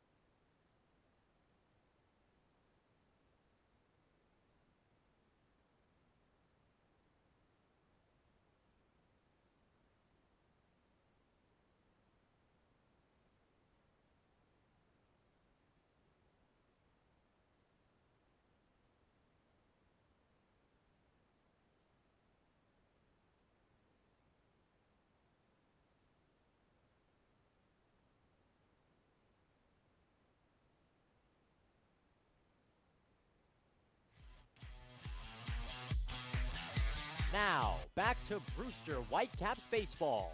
Here are Carter Wedeel and Aiden Doyle. 4-2 the score here at Stony Brook Field as we move to the top of the 5th inning. Anglers on top of the Whitecaps. Hello, everyone. Thank you for joining us here in the Whitecaps broadcast booth. Aiden Doyle alongside Carter Wedeel, as well as the 3rd member of our crew, Morris Sheridan. Chris Mockmer back out on the mound for the Whitecaps. First pitch fastball to Cody Roberts, Chatham's number 5 hitter. Runs up and in for ball 1. Roberts today 0 for 1, reached on a walk in his first inning, and then struck out swinging in the top of the 3rd. This is his first at-bat against Mockmer, who took over with 2 outs in the top of the 4th inning for William Tribuker. Mockmer misses outside. Count now 2-0 on Roberts. Roberts listed as a catcher on the Anglers roster, but getting the start in left field today. Originally from Johns Creek, Georgia, out of the University of North Carolina. Mockmer through the windup and the 2-0 pitch. This one finds the zone right at the knees for strike 1.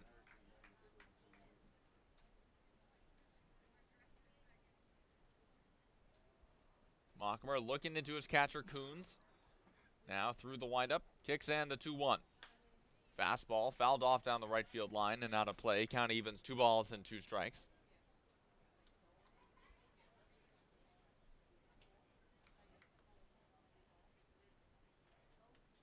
Roberts listed at 6 feet tall, 195 pounds, off to a rough start this year for the Anglers, batting just 167 in his first 7 games. As Mockmer paints the inside corner for strike 3. Roberts down looking, his second strikeout of the game, and it's also Mockmer's second strikeout of the game. First one looking, and there's one down here in the top of the 5th. Yeah, Mockmer really showing off the stuff. Did he give up that lead-off double to Langoliers when he first entered the game? Well, not lead-off, but it was the first hitter that he faced. Lit off his appearance. And those past 2 Ks that he's had, really locating well with that fastball, painting the corners. He's got so much velocity. If he can paint the corner with that pitch, it's a hard time for a hitter. Fabian Pena steps in now for the Chatham Anglers. Swings through a fastball from Mockmer there for strike 1. Pena today 1 for 1, 2 RBI. Reached on a walk in his first plate appearance. That was with the bases loaded, so that was his first RBI. And then had an RBI double back in the 3rd inning. Mockmer misses upstairs with a breaking ball. 1-1 now the count on Pena. Pena from Manhattan College gets the start behind the dish today for John Schiffner's Anglers. As Mockmer looks in now through the windup and the 1-1. Pena shows bunt, but pulls it back as Mockmer misses down and away with the fastball. Count now 2-1 on Fabian Pena. That's interesting to miss down and away. You wonder where Coons is going to be setting up with this next pitch, whether they give him maybe something up and in. 2-1 from Mockmer. Fastball down and away. Count evens at 2-2. And it swung through that one, so it shows how much I know. Threw the same pitch again, and it worked. So a 2-2 count on Fabian Pena. 4-2 the score here. Anglers on top of the Whitecaps.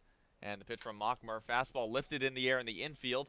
It's the second baseman, Molfetta, calling off the first baseman, Gasper, and he puts it away for out number 2. Good job getting some soft contact. That's another thing that Molfetta, or excuse me, Mockmer on the mound has been able to get this season, that little jam shots, little bloopers on guys who aren't quite ready for his stuff to run in on him. Seen that from a few of the Whitecaps pitchers with I good think stuff. that's more for his command, because you'd think for a guy who throws as hard as he does that hitters are, it's coming off the bat harder, more higher exit velocity, but no, he locates well and has movement on that fastball as well. Off-speed hit pitch here from Mockmer, misses upstairs to Ashton McGee, the Chatham number 7 hitter and second baseman. So 1-0 the count on McGee. McGee today 0 for 2, struck out looking in his first at-bat and then flew out to left. As a 1-0 from Mockmer in. Broken bat grounder down the first base line, rolls foul. So the count evens at 1-1 as McGee retreats back to the Anglers' dugout to get himself a new piece of lumber. And that's the same sort of play that we saw on that pop fly, right? That ran right in on the thin part of the baseball bat and didn't break off too much, just a little bit, to make him have to run around to the back of the dugout and grab a new stick. And now he gets the new stick, gets some pine tar tossed to him from Donovan Casey, who's waiting on deck for the Anglers. Now McGee coming back to the left-handed batter's box here at Stony Brook Field. 4-2 the score. Anglers on top of the Whitecaps.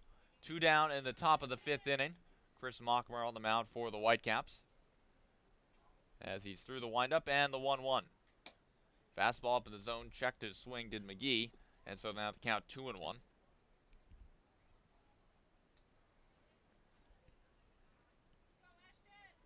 Mockmer looking into Coons. Now through the windup and the 2-1. Fastball lifted in the air into foul territory. The third baseman Smith giving chase, and he puts it away just to the left of third base for out number 3. So Chris Mockmer with a 1-2-3 inning here at the top of the 5th inning. No runs, no hits, no errors, no one left on base for the Anglers. We've played 4.5 here at Stony Brook Field. Anglers on top of the Whitecaps 4-2.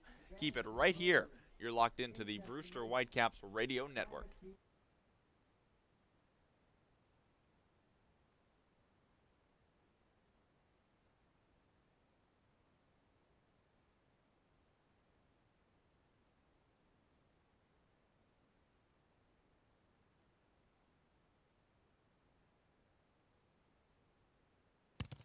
Do you know what that sound is?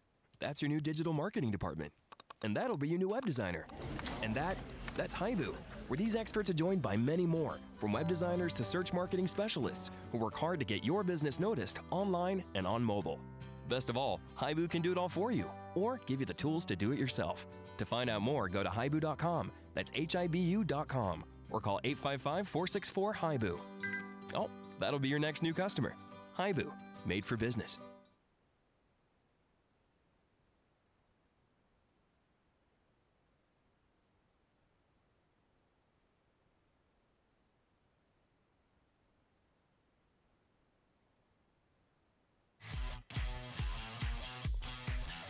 Now, back to Brewster Whitecaps baseball. Here are Carter Wedeel and Aiden Doyle. Top of the order for the Whitecaps, due up Connor Smith, AJ Graffinino, Mickey Gasper against the righty Reese Kinnear for the Chatham Anglers. Smith was up at bat in the bottom of the 4th inning as he looks at a first pitch strike from Kinnear when Hunter Bishop, who reached first with a 2-out single, was caught stealing second, so Smith stays up at the bat. 0-1 count on Smith as Kinnear deals. This one misses well outside. Count evens, 1 ball and 1 strike. Smith today 2 for 2 with a pair of singles. Came around to score in the first inning, and then his second single was an RBI single that brought home Christian Molfetta.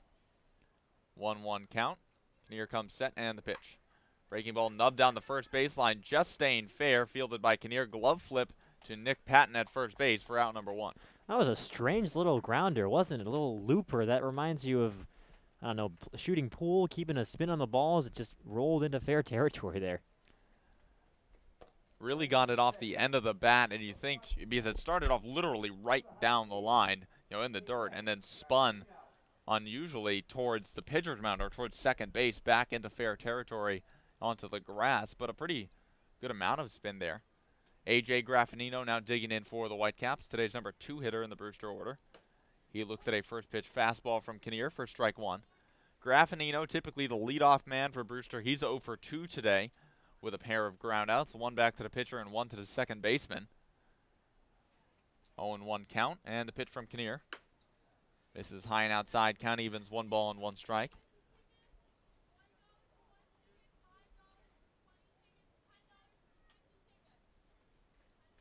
Graffinino, left-handed hitting shortstop out of the University of Washington. And the pitch from Kinnear. This one misses inside. Count moves to 2-1 on Graffinino. Graffinino used to be a switch hitter, but after 2016 made the switch full-time to bat from the left side. As he ropes this one into right field, moving towards the line is Palomaki, and that one will fall in front of him for a 1-out single.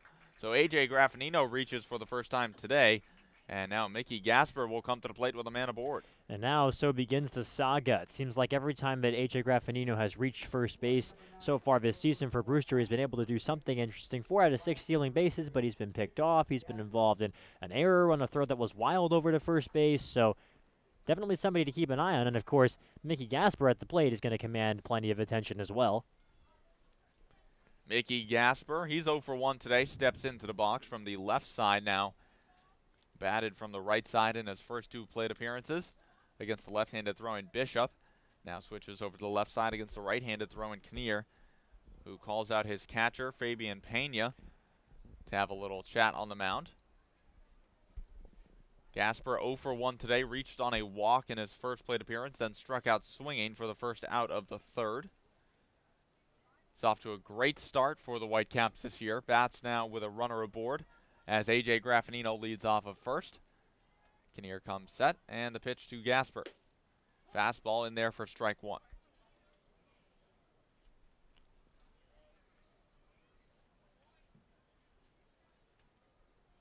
Gasper, probably the most productive hitter in this Whitecaps lineup so far this year, as well as we've talked about Carter, Coach Shevchik's one of his favorites because of the vocal leadership that he provides on the field. Looks at a breaking ball from Kinnear over the inner part of the plate. In there for strike 2.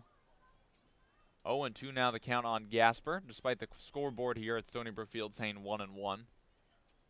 Kinnear from the stretch. Breaking ball. Gasper spoils it, fouls it off down the first base line. That looked like that might have stung him a little bit at the plate. Not sure where exactly, but that's the sort of foul ball that kind of leaves you stinging. Not sure if that maybe got a piece of his foot or his leg on the way over, or we'll see.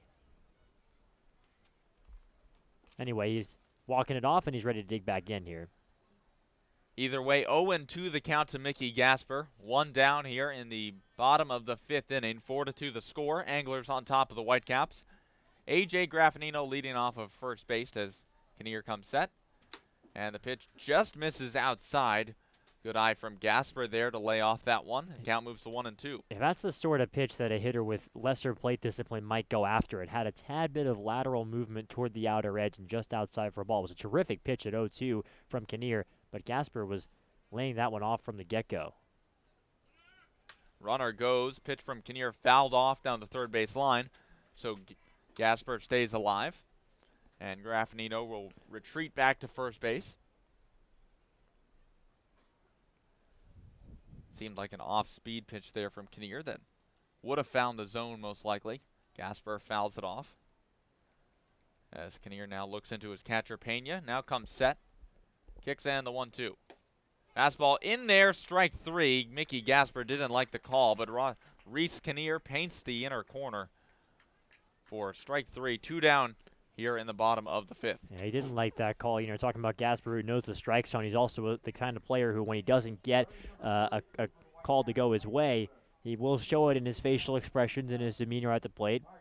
And usually he shakes it off before the next pitch comes in, but that time, obviously, no more pitch. So he heads into the dugout. That'll bring up Marty Costas, the number 4 hitter for the Whitecaps today. 2 down in the bottom of the 5th inning. Graffinino still on first base for Brewster. And the pitch from Kinnear. This is outside for ball 1 as Kinnear taps his chest saying, hey, that was on me. That was my miss. Costas today 0 for 2, reached on a fielder's choice in the first before grounding out to short in the third. 1-0 the count as Kinnear deals. Fastball misses high and away for ball 2. Kinnear, interestingly, not fell off the mound, but kind of backed off the mound there after following through. Almost like he took a fadeaway jump shot and kind of taken a few steps back. 2-0 count as Kinnear throws over to first base. Graffinino dives back safely.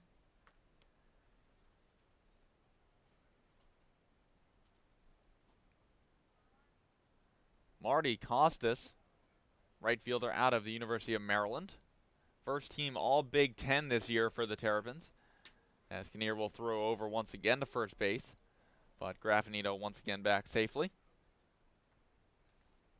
And this is why I think I like the decision from Jamie Shevchik to move Graffinino to second in the lineup. Yes, he's a great base runner, but now you have 2 of the tougher hitters to face in the lineup.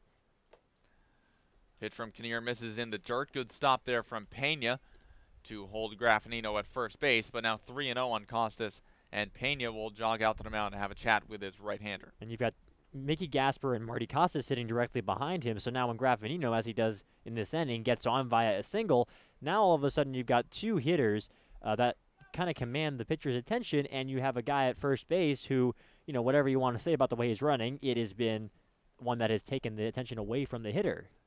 Pitch from Kinnear finds the zone right on the outer edge for strike 1. So 3-1 now the count on Marty Costas. And so it kind of forces the pitcher to kind of make that calculation. I know I have a good runner on first base, but I have a great hitter at the plate. And the 3-1 misses downstairs for ball 4. So Costas will head on down to first base with a walk. And now the Whitecaps have 2 runners aboard for Michael Curry with 2 down here in the bottom of the 5th. And is this anything different than what we've seen from Michael Curry so far this season? It seems like he has dug in more clutch situations than any other hitter in the Whitecaps lineup. He's got another chance here to come up with what would be a huge hit. Brewster really needs to put a run across here, trailing 4-2.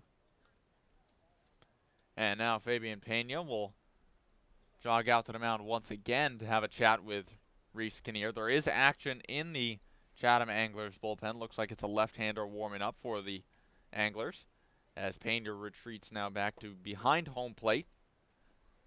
2 down here at the bottom of the 5th inning. 4-2 the score. Chatham on top of Brewster. 2 runners on, though, for the Whitecaps, as Reese Kinnear comes set, and the first pitch to Michael Curry.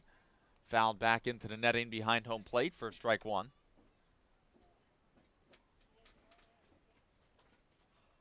Curry, out of the University of Georgia, led the team in home runs as a freshman and as a sophomore this year. As a sophomore for the Bulldogs, batted .297.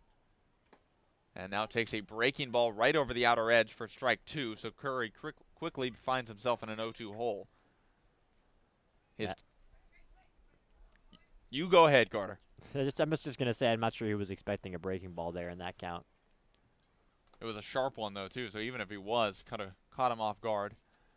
Very sharp breaking ball from Kinnear. 0-2 the count and the pitch. Breaking ball caught on and missed, and hung on to by Pena. So Curry goes down swinging for out number 3. The Whitecaps get 2 runners on here in the bottom of the 5th inning, but fail to score. No runs on 1 hit, no errors, 2 men left on. We've played 5 here at Stony Brook Field. Anglers still lead the Whitecaps 4-2. Keep it right here. You're listening to the Brewster Whitecaps Radio Network.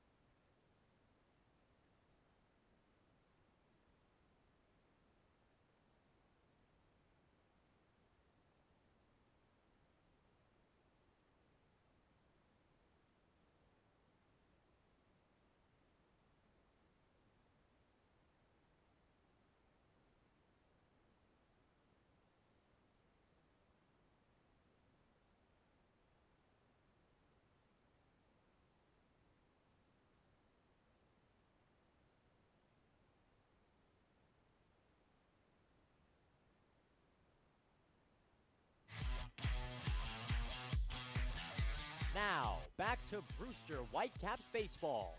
Here are Carter Wedeel and Aiden Doyle. It'll be 8, 9, and 1 due up for the Chatham Anglers in the top of the 6th inning here at Stony Brook Field. 4-2 the score. Chatham on top of the Brewster Whitecaps. I'm Aiden Doyle alongside Carter Wedeel and joined by the third member of our crew, Maura Sheridan. First pitch from Chris Mockmer to Donovan Casey, a fastball that misses up and in for ball 1. Casey, center fielder out of Boston College, 0 for 2 today. Struck out swinging in his last at-bat. 1-0 pitch hit high in the air into center field. Moving to his left a few steps is Hunter Bishop, and he puts it away for out number 1 into right center field.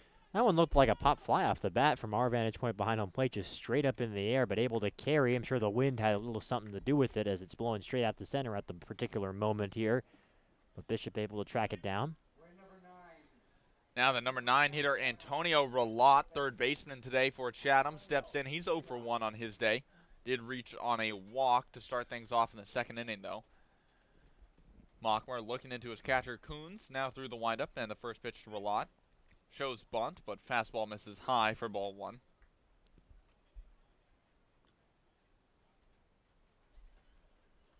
Relat, the third baseman out of the University of Alabama, Birmingham. Off to a very good start, although it is a small sample size for the Anglers.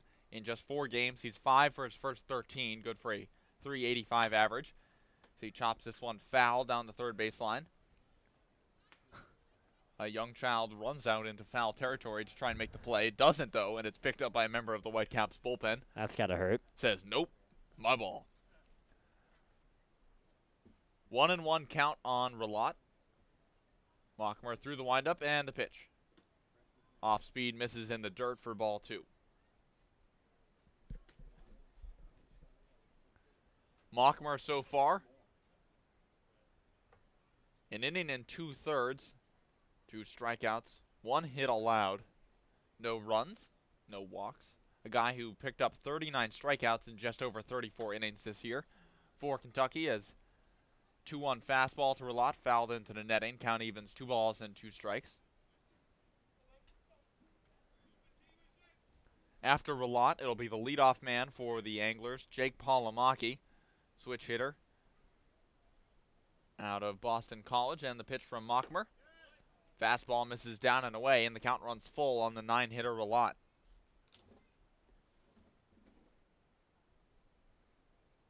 Talking about handling of foul balls, we've seen a couple of scoops from Palomaki in the on-deck circle helping out the ball boys here.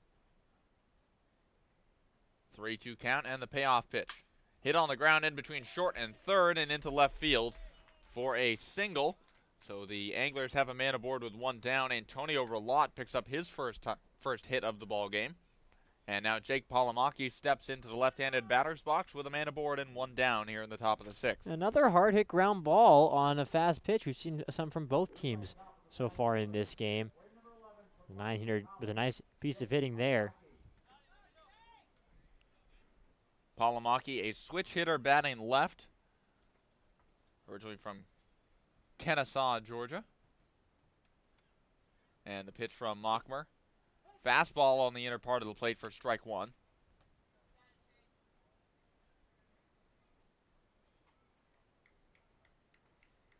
Palomaki today 0 for 2. He's come up to the plate 3 times. One of those, though, a sacrifice bunt. 0-1 the count as Relat leads off of first. Fastball from Mockmer, fouled off down the third baseline, so the count moves to 0-2. Here with 1 down in the top of the 6th.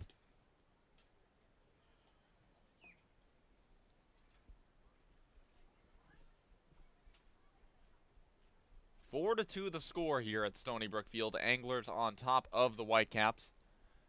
1 down in the top of the 6th inning. 0-2 the count on Jake Palomaki. And the pitch from Chris Mockmer. Fastball hit on the ground towards first. Stabbed by Gasper. Steps on first. Thrown out to second. In time for the tag play, so they get the force at first. And the tag play at second, so a 3-6 double play. And the Whitecaps get out of the top of the 6th inning. Chris Mockmer with another scoreless frame And after 5.5, it is still 4-2 Anglers over the Whitecaps. Keep it right here. You're listening to Brewster Whitecaps Baseball on the Brewster Whitecaps Radio Network.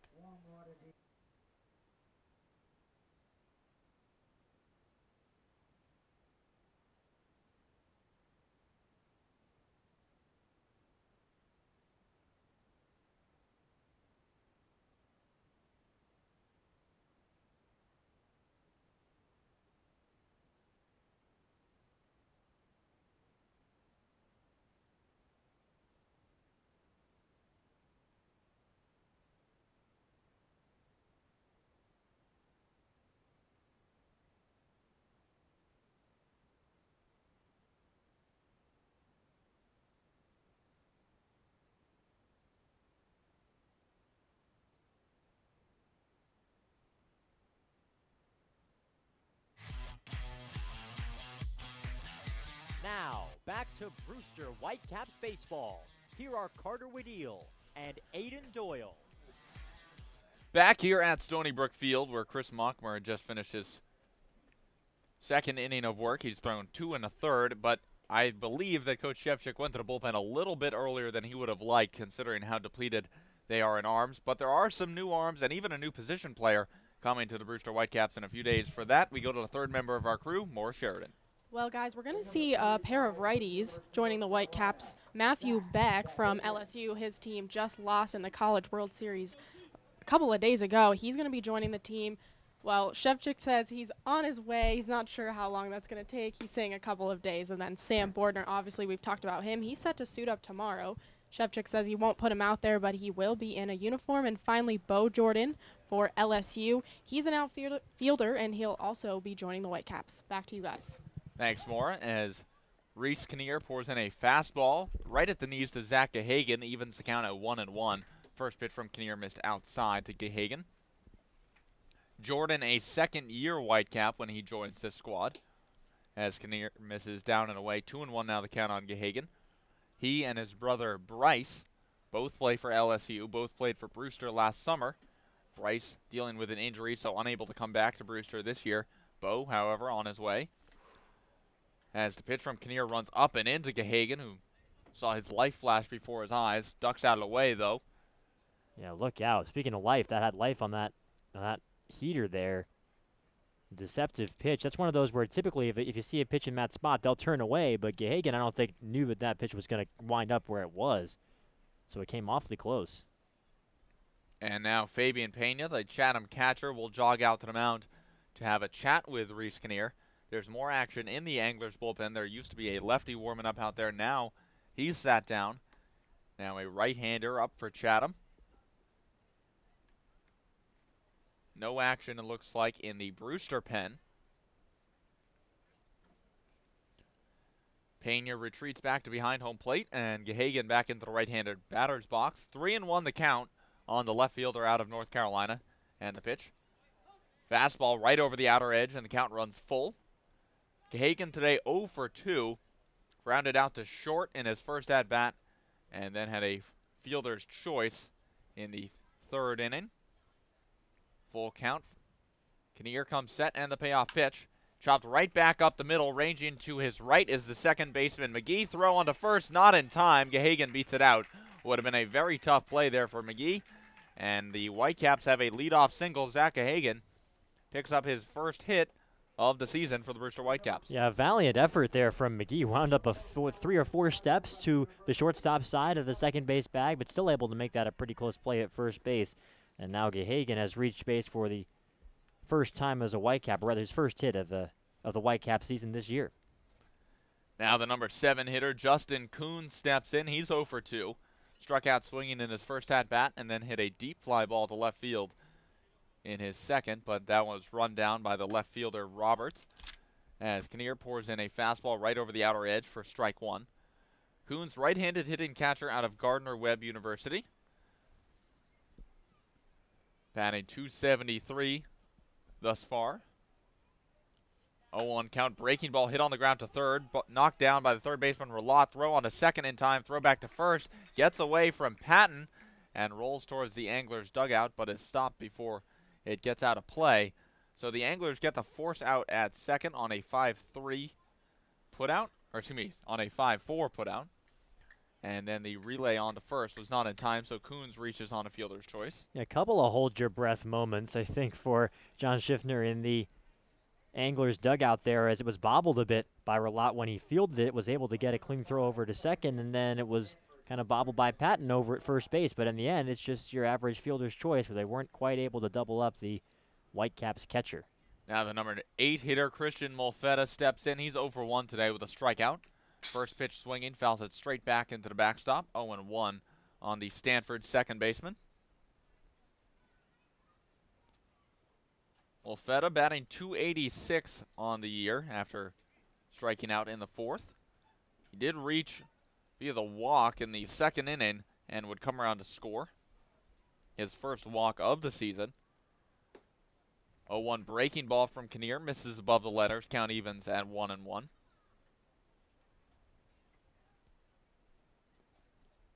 Kinnear so far 2 1/3, 3 hits, no runs, 1 walk, 3 strikeouts. As Justin Coons leads off of first base, 1-1 breaking ball, misses above the letters once again. 2-1 now on Molfetta.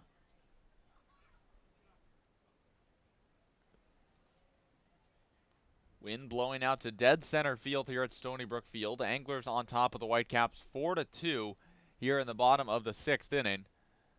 2-1 the count on Molfetta. Fastball fouled away over the first base dugout. Count evens, 2 balls and 2 strikes. That one left down in the zone. Molfetta grunted a bit after fouling it off. Thought he should have gotten a better piece of that one. Either way, 2-2 the count. Justin Coons leading off of first base. Kinnear comes set. Kicks in the 2-2. Another one fouled off into the netting to the right of home plate. So Molfetta doing a good job staying alive here at Stony Brook Field. And still a good location there from Kinnear. Obviously got Molfetta in a situation. You throw him 2 breaking balls that miss. He's sitting on a fastball in that situation, able to locate it well. So the best he could do, as you said, Aiden, was just kind of spoil it.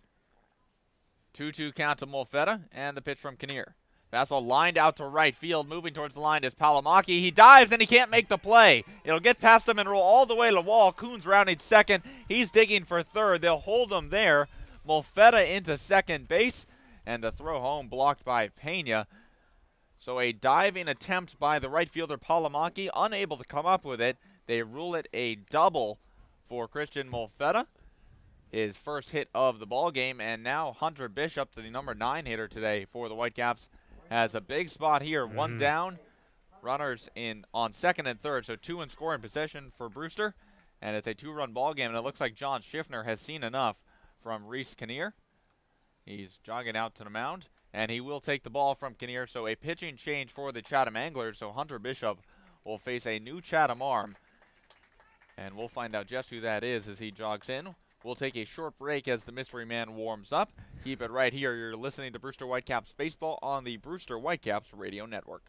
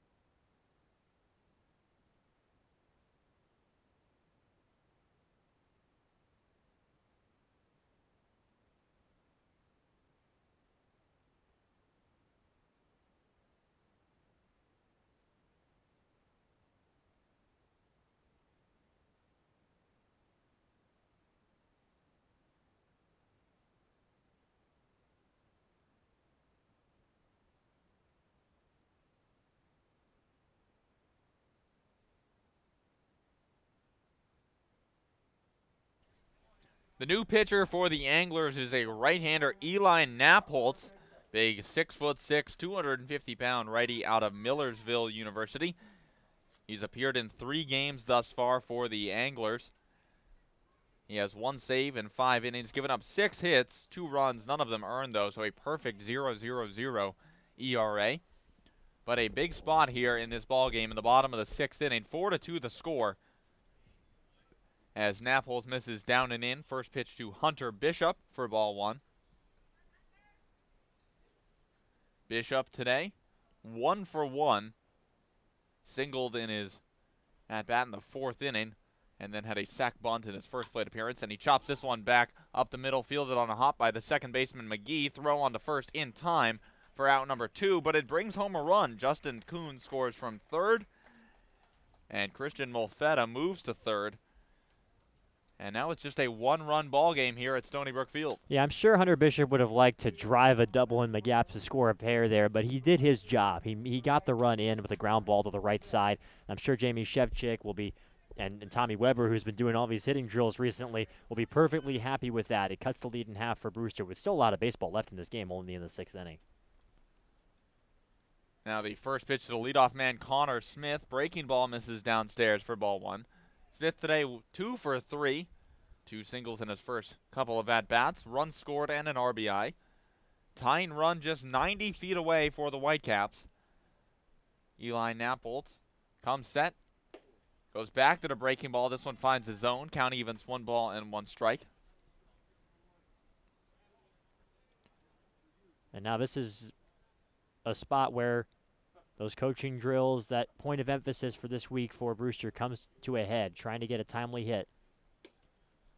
Napholtz misses well outside. 2-1 now the count on the leadoff man, Smith. Smith getting the start at third base tonight for the Brewster Whitecaps out of Western Michigan University. A guy who's originally from Midland, Michigan. And the 1-1 from Napholtz. Fastball misses just below the knees. 2-1 now the count on Smith.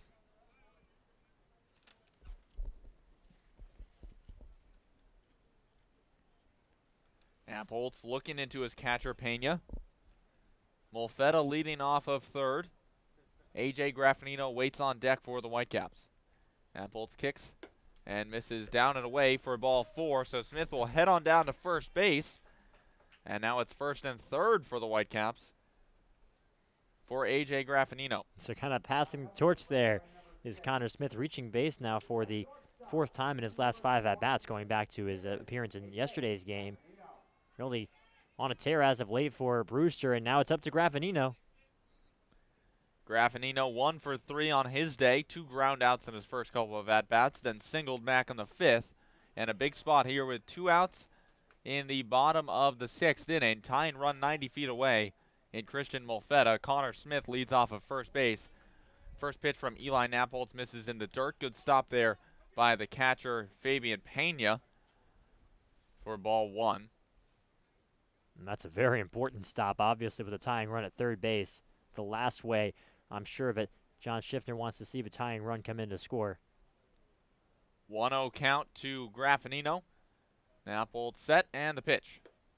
Another one that misses in the dirt, and another good stop from Pena. 2-0 now on the Whitecaps shortstop.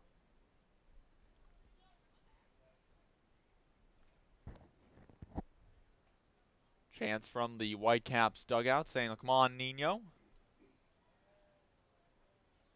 AJ out of the University of Washington, ahead in the count, 2 balls and no strikes. Napholtz kicks. Pours a fastball over the inner part of the plate for strike 1. Graffinino off to an excellent start here for Brewster, his 2nd year with the Whitecaps. Came into the game batting .366 in 11 games, 15 for his first 41. With 4 runs scored. And the 2-1 from Napholtz. Breaking ball misses down and in for ball 3. Another great stop from Fabian Pena behind the dish. And I think John Schiffner is tipping his cap to his catcher right now, because if any of those get past him, you could be looking at a tie ball game. Yeah, that's the thing, just one, you know. 3-1 count to Graffinino. Napholtz set. Kicks and the pitch.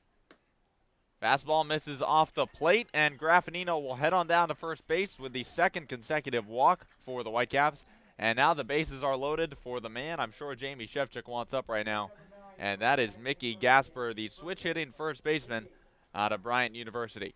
Yeah, this is the biggest hitter of the game so far, and now Mickey Gasper's in a situation that I'm sure he likes, doesn't even need a hit. If he can draw one of his walks that he's been so potent at, one that he already has, drew one in the earlier in this game in the first inning, then that too will force in a run. Just has to get on base in any way he can. That would tie the score for Brewster. It's a big spot. A big spot for Gasper indeed. Bases loaded, 2 outs, bottom of the 6th inning. Just a 1-run ball game here at Stony Brook Field. Anglers on top of the Whitecaps 4-3 as the Chatham pitching coach retreats back to the first base dugout. Fabian Pena retreats back to behind home plate. There is more action in the Anglers bullpen. No one throwing yet, but a couple guys getting loose. Nappold, since coming in, got a ground out to the second baseman that actually brought home a run, and then has walked 2 consecutive batters. First pitch from Nappold to Mickey Gasper on its way. Misses down and away for ball 1. Good eye by Gasper. Yeah, and Pena did his best to frame that. That's an important call. I think it's the right one for Mike Collier behind the plate, but it affects the rest of this at bat. Nappold comes set. And the 1-0 pitch. This one finds the zone. Not quite where Gasper wanted it, so he lays off. Count evens 1 ball and 1 strike. Bases loaded, 2 outs, bottom of the 6th inning here at Stony Brook Field. 1-run ball game. Anglers on top of the Whitecaps 4-3. And the pitch to Mickey Gasper misses down and in for ball 2. So a 2-1 count on the Bryant University first baseman. Gasper today 0 for 2. Walked in his first plate appearance, but has struck out once swinging, once looking in his last 2 at-bats. But a big spot here for Gasper as Nappold kicks and the 2-1. Fastball in there for strike 2. Great location there from Nappold, right at the knees. And the count evens 2 balls and 2 strikes. So a big moment here as Nappold is just 1 strike away from getting out of a bases-loaded jam. Nappold's ready. Kicks and the 2-2. Lined out in the center field. Going back is Casey. And it is over his head. In to score is Molfetta. Following him is Smith. They're waving home Graffinino. And there will be no throw home. A bases clearing double for Mickey Gasper, who just keeps on slugging. And just like that, it's a 6-4 Whitecaps lead here in the bottom of the 6th inning on a 3 RBI double from the man, the myth, the legend, Mickey Gasper. And a terrific at-bat from him from start to finish there for Mickey Gasper. He took, as you were talking about, saw a couple of fastballs that he didn't like that were in the zone. Took 2 of them at the knees. The count was 2-2. Got a strike call on that second fastball that didn't look like he was a fan of, but he resets. He stays strong mentally, and he whacks one over the center fielder's head. A terrific piece of hitting from Mickey Gasper, what we've come to expect in what's been a terrific season so far. Now Marty Costa steps in and looks at a first pitch fastball from Nappold for strike 1. So Gasper, who had been 0 for 2, like I mentioned at the plate before that, just comes through when the Whitecaps need it most. We've talked so much about the need for the big hit this season for Brewster, and they got it there from Mickey Gasper as Costas lays off a breaking ball from Nappold, evens the count at 1-1. And just his composure at the plate is what, I mean, we've been saying it over and over again. We sound like broken records here, but is able to, take good pitches, calls he disagrees with, and just put it aside and focus on the next pitch. Breaking ball from Nappold in there for strike 2 to Costas. That's something that sounds easy, but is really difficult, especially for hitters at this level. And especially a guy, keep in mind, this guy's coming from Bryant University. He hasn't seen SEC or ACC pitching on a regular basis in his collegiate career, and yet he's able to stay so composed at the plate against these top arms here on the Cape. 1-2 count, 2 down, and the pitch to Costas. Fastball runs in, evens the count at 2 balls and 2 strikes. Mickey Gasper, bases loaded, 2 outs, drives one to straight away center field over the head of Chatham center fielder Donovan Casey. to give the Whitecaps a lead here as Costas lifts this one down the right field line, and the air drops foul, so Costas stays alive. I mean, you think with a guy who has as much raw power as Gasper does, the wind blowing as it is today in Stony Brook Field out towards left center, center field straight away. I mean, the ball could, off the bat, you think that might have a chance of getting out, but hit it to the deepest part of the ballpark, and obviously no one's complaining about a 3 RBI go-ahead double. 6-4 the score as Marty Costas takes a fastball up and in, so the count runs full on the right fielder out of Maryland.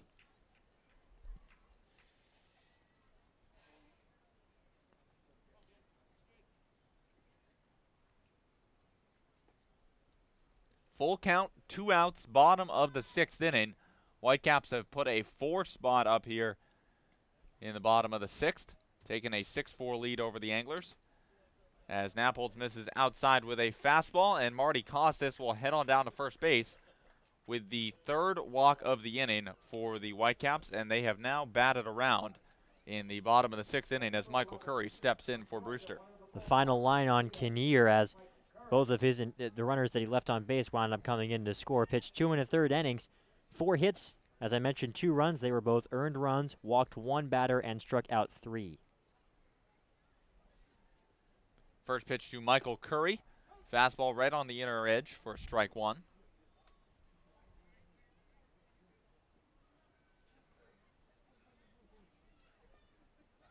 Curry, right-handed hitting designated hitter out of the University of Georgia. 1 for 3 on his day. Breaking ball just barely misses Curry. Evens count at 1-1. He sure didn't dive away from that, did he? Just turned and let the baseball do what it needed to do.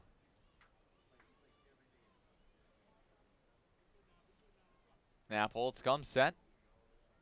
And the 1-1.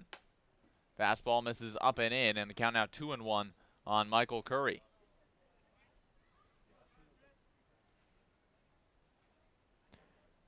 Looks like there's a lefty warming in Chatham's pen again.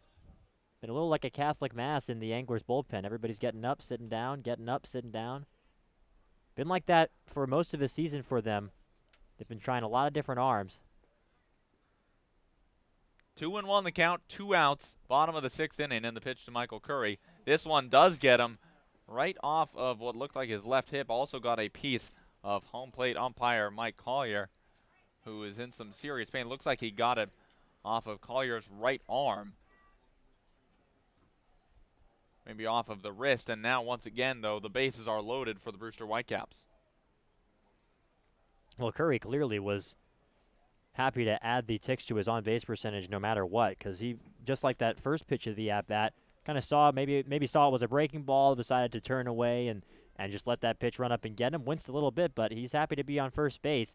I think Michael Curry has really kind of turned into a guy who's just hungry to get on base in any way that he can so far this year for Brewster. Has really settled into that DH role. Of course, what he did for the lion's share of his time at Georgia, but a catcher by trade in terms of where he is in the field. And again, it's a bases-loaded situation for Brewster and a big spot for the new guy. Is it fair to call him a new guy? He was here last year, but it's a big spot for Gahagan either way. Yeah, I mean, he's still readjusting, reacclimating here in Brewster. Like I said, before yesterday, he hadn't faced live pitching in what he said 6 weeks. So it had been a while. Just had 1 plate appearance yesterday. And now, depending on what your definition is, I know you and I agree on it. Yes. But of batting around, no matter who you are, you can't disagree. The Whitecaps have batted around now, as Gahagan led this inning off with a single. And now gets his second at-bat here in the bottom of the 6th. There are some folks who say it's not batting around until it screws up your scorecard. And that, I mean, it has at this point. So now Coach Shevchik out to talk with Mike Collier, as well as yeah, it looks like he's just trying to. It's Courtney Birch, who's the athletic trainer for the Whitecaps.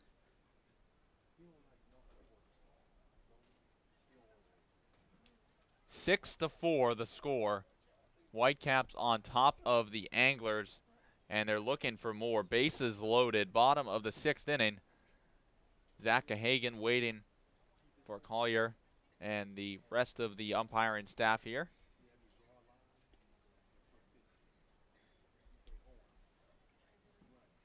That was a tough little way for Collier, the ump, to get hit there, because that got a piece of Curry and then went out and got a piece of him. A baseball that wound up finding 2 bodies.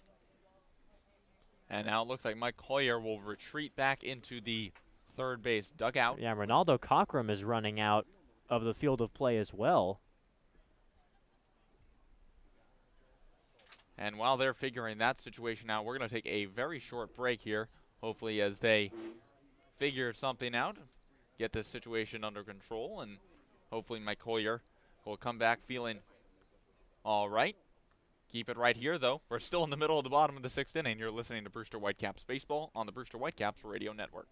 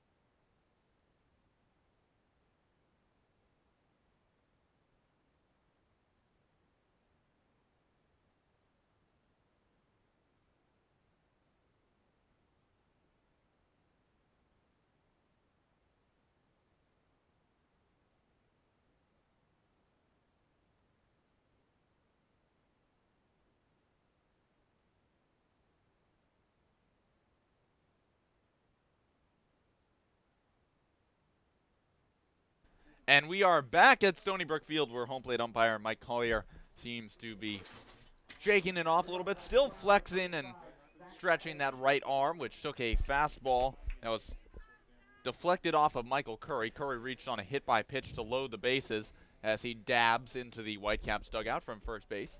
2 outs here in the bottom of the 6th inning, 6-4 the score. Whitecaps on top of the Anglers. And a chance for more as the first pitch cut on and missed from Zach Hagan for strike 1. Eli Nappolt still on the mound for the Anglers. He's had some trouble here in the bottom of the 6th inning. 3 of these 4 runs that the Whitecaps have put up in the bottom of the 6th coming on a Mickey Gasper 2-out, bases clearing double to center field as Gahagan swings through a fastball there from Nappolt. Now 0-2 on the UNC left fielder. Looks like he ran the same pitch twice, if I do say so myself. And I think you do. You are exactly right there. Fastball down in the zone. Gahagan swung right through it both times. Now Nappolt shaking off his catcher Pena. Now gets what he wants. Comes set. And the 0-2. Fouled back into the netting behind home plate, so Gahagan stays alive. Tried to get that one on the lower outside corner.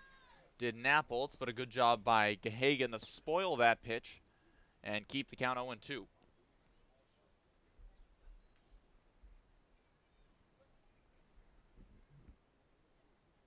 Gahagan awaits the 0-2 as Napolts come set. Now Gahagan will call time. Mickey Gasper leading off of third. Marty Costas off of second. And Michael Curry off of first here at Stony Brook Field. Bottom of the sixth inning. 0-2 the count, 2 outs for the Whitecaps. And the pitch from Napolts. Caught on and missed by Gahagan. It was in the dirt, but Gahagan chased for out number 3. But the Whitecaps take the lead. It comes on a 3 RBI double from Mickey Gasper to straightaway center field. The Bryant University slugger just keeps on slugging. Keep it right here as we move to the top of the 7th. You're listening to Brewster Whitecaps Baseball on the Brewster Whitecaps Radio Network.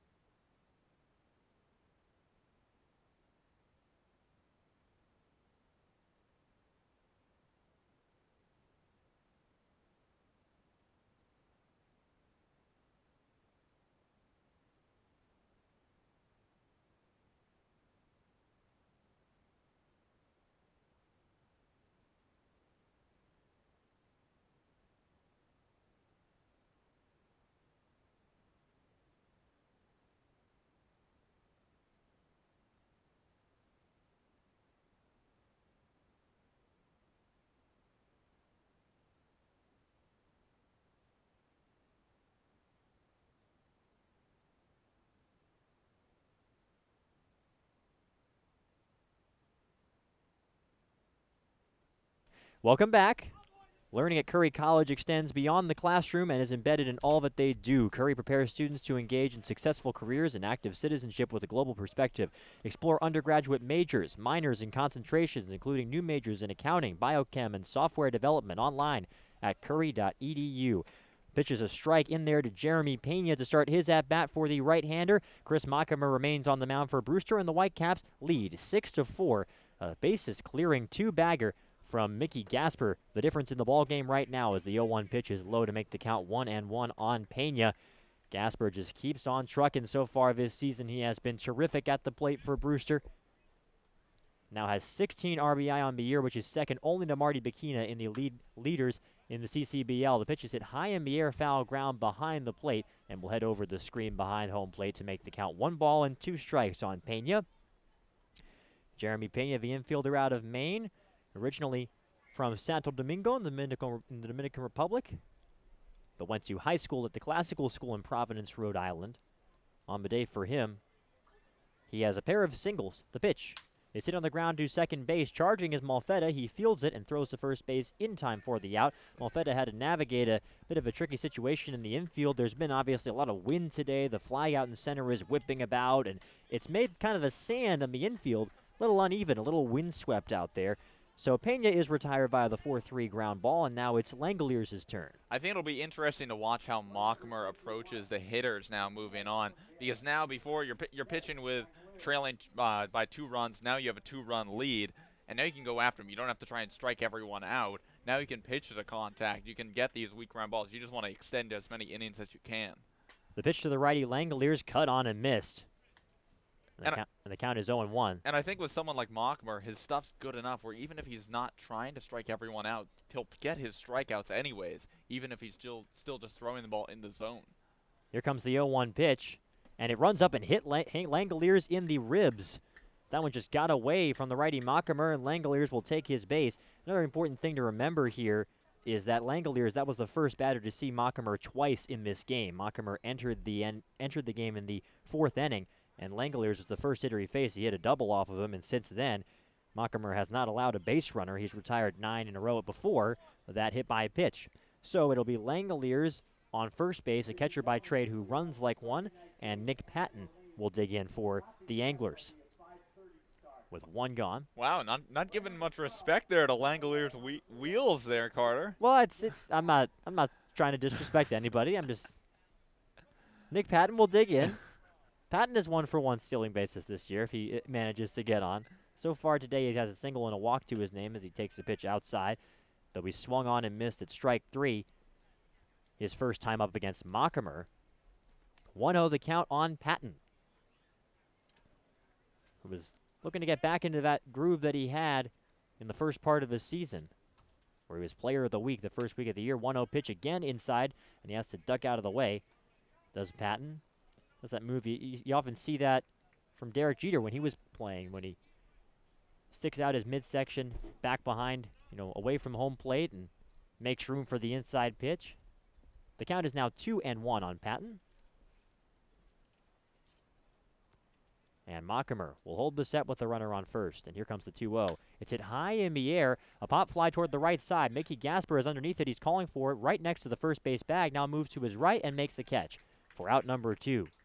Gasper was standing just a step away from the first base bag, then moved over toward the infield cutout and makes the catch on the pop fly. So there are 2 retired here in the top of the 7th inning. Yeah, you could see just by following Gasper how the wind was moving that ball. You mentioned it fouled off right down the line. And the wind today here at Stony Brook Field blowing out towards left center. Right. That ball high up into the jet stream, basically. Wind blowing it out towards second base. Gasper moving along with it.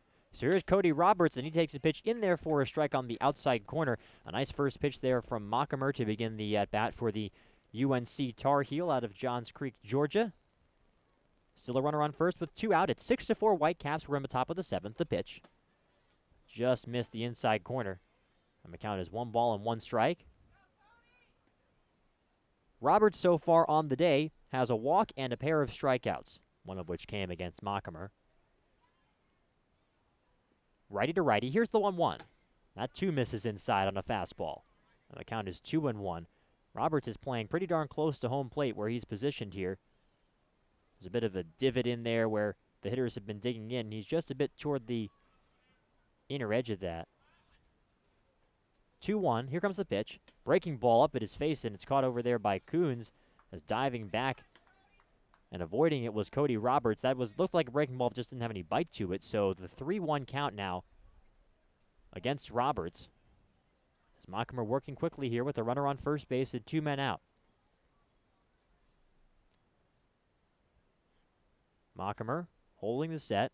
Coons is setting up outside. Here's the 3-1 pitch. It's hit well into right field. Moving to his right is Costas. He's right there to make the play on the line drive. Hit that one hard at Cody Roberts, but right to the right fielder Costas, and that retires the side in the top of the 7th inning. It's time to stretch here at Stony Brook Field. In the top of the 7th, the Anglers don't get a run. They don't get a hit either. They do leave 1 runner on base.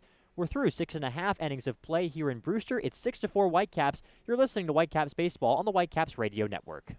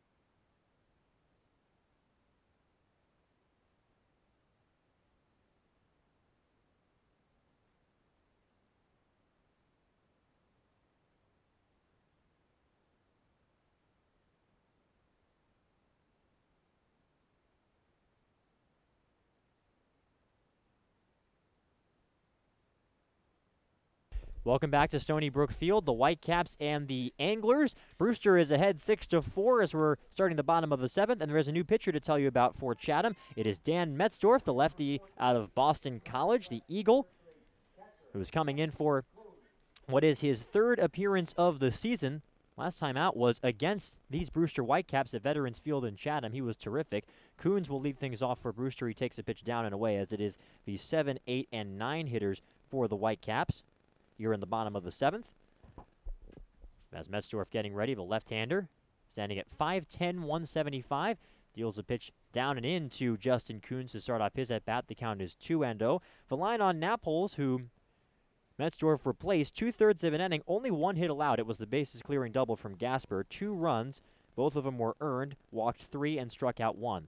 And it's hit high in the air into center field off the bat of Coons. Casey is moving back. He's headed over to the wall. He makes the catch over by the warning track, still moving back and retreating. Had to kind of glance toward the center field wall, but was able to make the catch. So, once again, Justin Coons gives it a ride, but is retired. And there's 1 gone. Well, that's a product of Coons hitting the ball very high up in the air. Wind blowing out to center field right now, and that one just carried and carried and carried. You can see Casey thought he had a read off of that one. It was like, oh, wow, I actually got to keep going back and back and back. And then, like you mentioned, Carter fielded it at the warning track, so the wind really took that one. Coons got underneath it a little bit, but hit it high enough that it carried. The pitch is in there for a strike on the outer edge to Malfetta, who has had a nice game. A pair of runs scored, a walk in the 2nd and scored, struck out swinging on a slider in the 4th, and then a double in the 6th inning and scored on the Gasper double. He takes the pitch outside again. That looks like the same pitch in there for strike number 2. So Malfetta quickly behind him, account 0-2, as Metzdorf is working quickly, and he will take a second to take some practice hacks, or rather just to walk back and knock some clay out of his cleats. And is now digging in. Metzdorf gets the sign he likes him, a lefty deals. Swing and a miss, he got him. Malfetta up and down quickly there on 3 pitches, takes 2 fastballs on the outer edge, and then swings and misses on a slider down and in. And so Malfetta strikes out for the 2nd time in this game, and there are 2 gone in the bottom of inning number 7. That was just a great pitch there from Metzdorf. Down and in, Malfetta tried to get on top of it, swung right over it. And Metzdorf, like you mentioned, Carter, is a guy who shut down this this Whitecaps lineup just a few days ago at Veterans Field. The pitch just misses low to Hunter Bishop to begin his at-bat. Metzdorf, those numbers when he was facing Chatham, pitched 3 innings, 4 hits allowed, no runs, as Bishop hits this one high in the air but foul toward the left side to make the count 1 ball and 1 strike.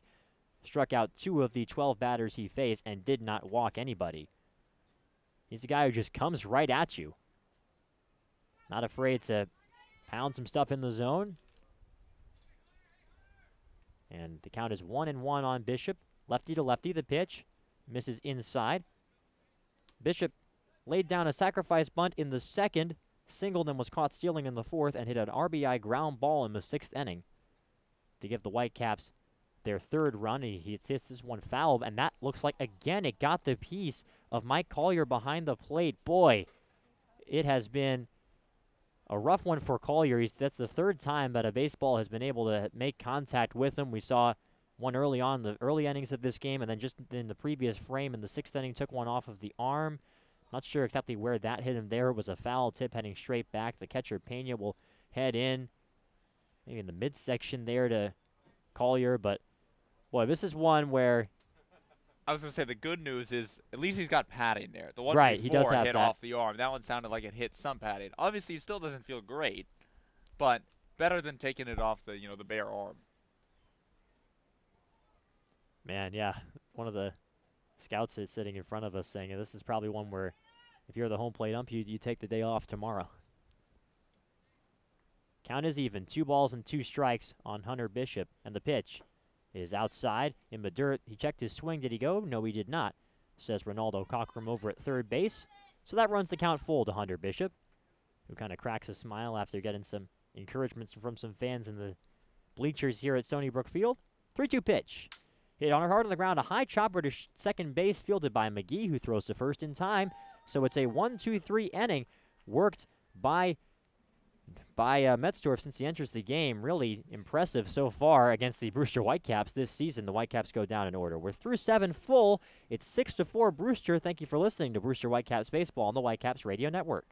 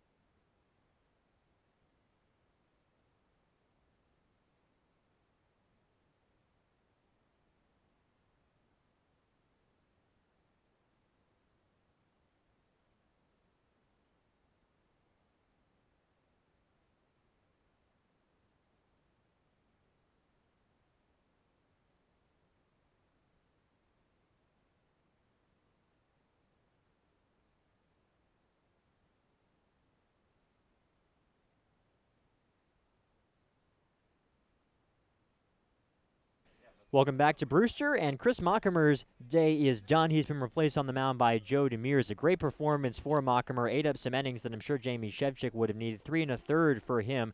Season high, he gives up 2 hits, no runs allowed, no walks either. Did strike out a pair of hitters, so Demers will enter the game. So far on his season, he has yet to surrender an earned run.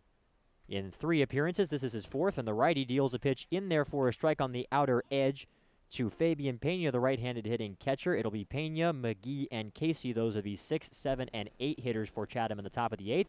And the pitch is up high and away to make the count 1 ball and 1 strike. Chatham looking to come back from a 6-4 deficit here in the 8th inning.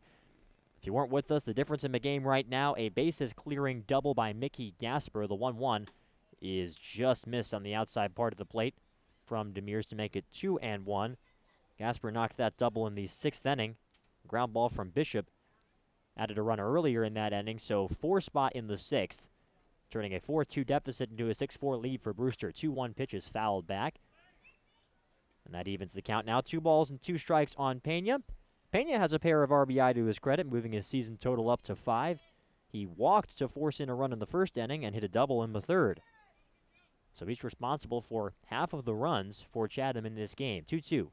It's a high chopper over toward the left side. The third baseman will field it as Smith fires over to first base, and it is in time for the out. And Smith is able to get it. A nice job to uncork that one, moving to his left. And there's one gone. Yeah, off the bat, that was one of those ones you think, okay, that might be in the hole between short and third, but a good job by Smith, range to his left. And again, it's a much easier play for him than it would be for Graffinito to backhand that one. And Smith showing off the arm strength there.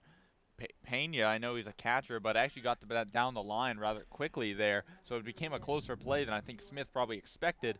So had to rush the throw a little bit, but delivered it on time and with some velocity. Ashton McGee takes a fastball up to start his at-bat. He does have some good speed, does Fabian Pena. Very well-rounded player at catcher for the Chatham Anglers out of Manhattan College. Here comes the 1-0 pitch to the lefty, and it's fouled back behind the plate to make the count 1-1 on McGee, who is still looking for his first hit of the game. He's 0-for-3 so far today. Went 1-for-3 with a triple and the run scored yesterday in the 11-1 Whitecap win. Here comes the 1-1. That one's low to make it 2-1. The Whitecaps have continued their timely hitting in this game. As the 2-1 comes along, it's swung and grounded foul toward the right side to make it 2 balls and 2 strikes. We saw the Gasper double. That was with 2 outs. We saw the, well, if you want to call an error or a clutch hit, that happened with 2 outs, brought the run in the 1st inning for Brewster, an unearned run.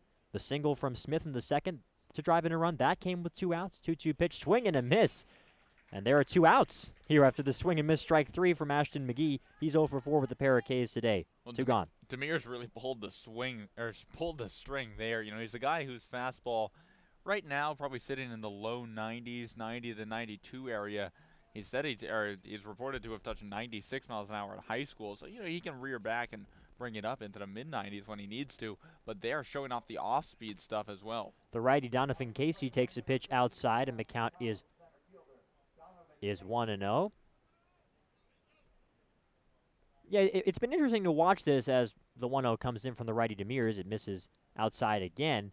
Jamie Shevchik, after the game a couple of nights ago in Falmouth, when Brewster surrendered 4 home runs, 2 from McDermott and 2 from Pagnazzi, said, but his pitchers needed to start trusting their fastballs more. In his words, as the 2-0 comes along, is swung on and missed. There's a fastball that got by him. The count is 2-1. In Coach Shevchik's words, he kind of said, these guys need to remember they're on the Cape, they're good pitchers, and they're facing wood bats. You know, so it's not like if you throw a fastball to a guy with an aluminum bat, they're going to drive it out no matter what. 2-1 pitch misses up and in. Whitecaps are ahead 6-4 here in the top of the 8th inning. Looks like Demers has been leaning on that fastball predominantly, though he can, when he wants to, throw a little Bugs Bunny action. Here comes the 3-1 pitch from the righty. Misses up and away, ball 4. So that fastball slipped out of his hand just a little bit. Casey reaches base for the first time. He was 0-for-3 leading up to that at-bat, so he now reaches with a walk. And now Antonio Relat, the 9-hitter, will dig in. And you say Relat is the 9-hitter, but he's actually been one of the more productive guys in this Anglers order today. He's 1-for-2 with a single in his last at-bat, also reached on a walk. in his first plate appearance. That came to lead off the top of the second inning. So yes, he's in the 9 spot for Chatham, but not a guy you can take lightly up at the plate. So Demirs will work out of the set now, and the pitch is hit high in the air, foul right side over toward the school out there up on the hill. And the kids will scamper around for it. 0-1 is the count on Relat. Looking to reach base, as you mentioned, Aiden, for the 3rd time in this ball game. Demirs will hold the set. 0-1 pitch on the way. Shows bunt, takes a pitch, just missed low. And the count is 1-1. And one of the things that I think makes Demirs even more effective is that, yes, he may not be running the ball up into the mid-90s like he was in high school right now, but his fastball does have a lot of movement on it, more of a two-seam action. 1-1 pitch hit well into center field for a base hit. Just ran out and met that one with the baseball. That was a two-seam fastball, as you're mentioning, with some run on it, and Relat did a great job of staying with it to lift it into center field. So it's 2 on and 2 out for Chatham, and all of a sudden a big at-bat here for the leadoff hitter Palomaki, with the Anglers trying to tie this game trailing 6-4. And a prime example of why you can't take Antonio Relat lightly, even though he's a 9-hitter. Another single for Relat. He's 2 for 3 on his day, back-to-back singles in his last 2 at-bats. And now you got to deal with the top of this Anglers order, which, yes, if you get past Palomaki, you end the inning. But if he gets on, you got Pena and Langoliers after that. The pitch to the left-handed hitter is just a bit inside, as Mike Collier gives that one a ball. And Demirs behind him account early, 1 ball and no strike to Palomaki. Palomaki has yet to reach base so far. A ground ball, a couple of bunt attempts as the 1-0 pitch comes along. It's low. He had a sac bunt in the second that worked out. He tried to bunt for a hit in the 4th, and that didn't. And then a ground ball into a double play to the right side in inning number 6. 2-0 is now the count on Palomaki, and Justin Coons will go out for a mound visit to talk to Joe Demirs. Demirs nodding his head as he gets the instructions from Coons, who appeared to be doing most of the talking there. Coons, an excellent game manager out of Gardner-Webb University in North Carolina. First and second, 2 out. It's 6-4 Brewster in the top of the 8th. Demirs on to protect this lead for the Whitecaps. Here comes the 2-0 pitch. That's in there for a strike on the fastball. Added some great action to it. Wound up moving toward the outside corner and staying in the zone. Makes the count 2 balls and 1 strike. Another thing to keep your eye on here today, Carter, is just how dark it is getting. It's the top of the 8th, so we're getting close. 2-1 pitch is hit high in the air, foul territory left side. 2-2 now the count. But with the cloud cover that's come over here in Brewster today, earlier in the day it was sunny, later in the day some more clouds. Sunset's listed for 8:19, but it's going to get darker before that. Right now, 7:48 on the East Coast. So perhaps this inning taking a little bit more importance here. Here comes the 2-2 pitch. Breaking ball hit well out to right field. Costas moving to his right. He's under it, and he makes the catch to retire the side. Marty Costas was right where he needed to be for Brewster, and Demirs gets out of the jam. So for Chatham in the top of the 8th, no runs on 1 hit. They leave 2 runners on. We're through 7.5 here in Brewster. It's 6-4 Whitecaps. You're listening to Brewster Whitecaps Baseball on the Whitecaps Radio Network.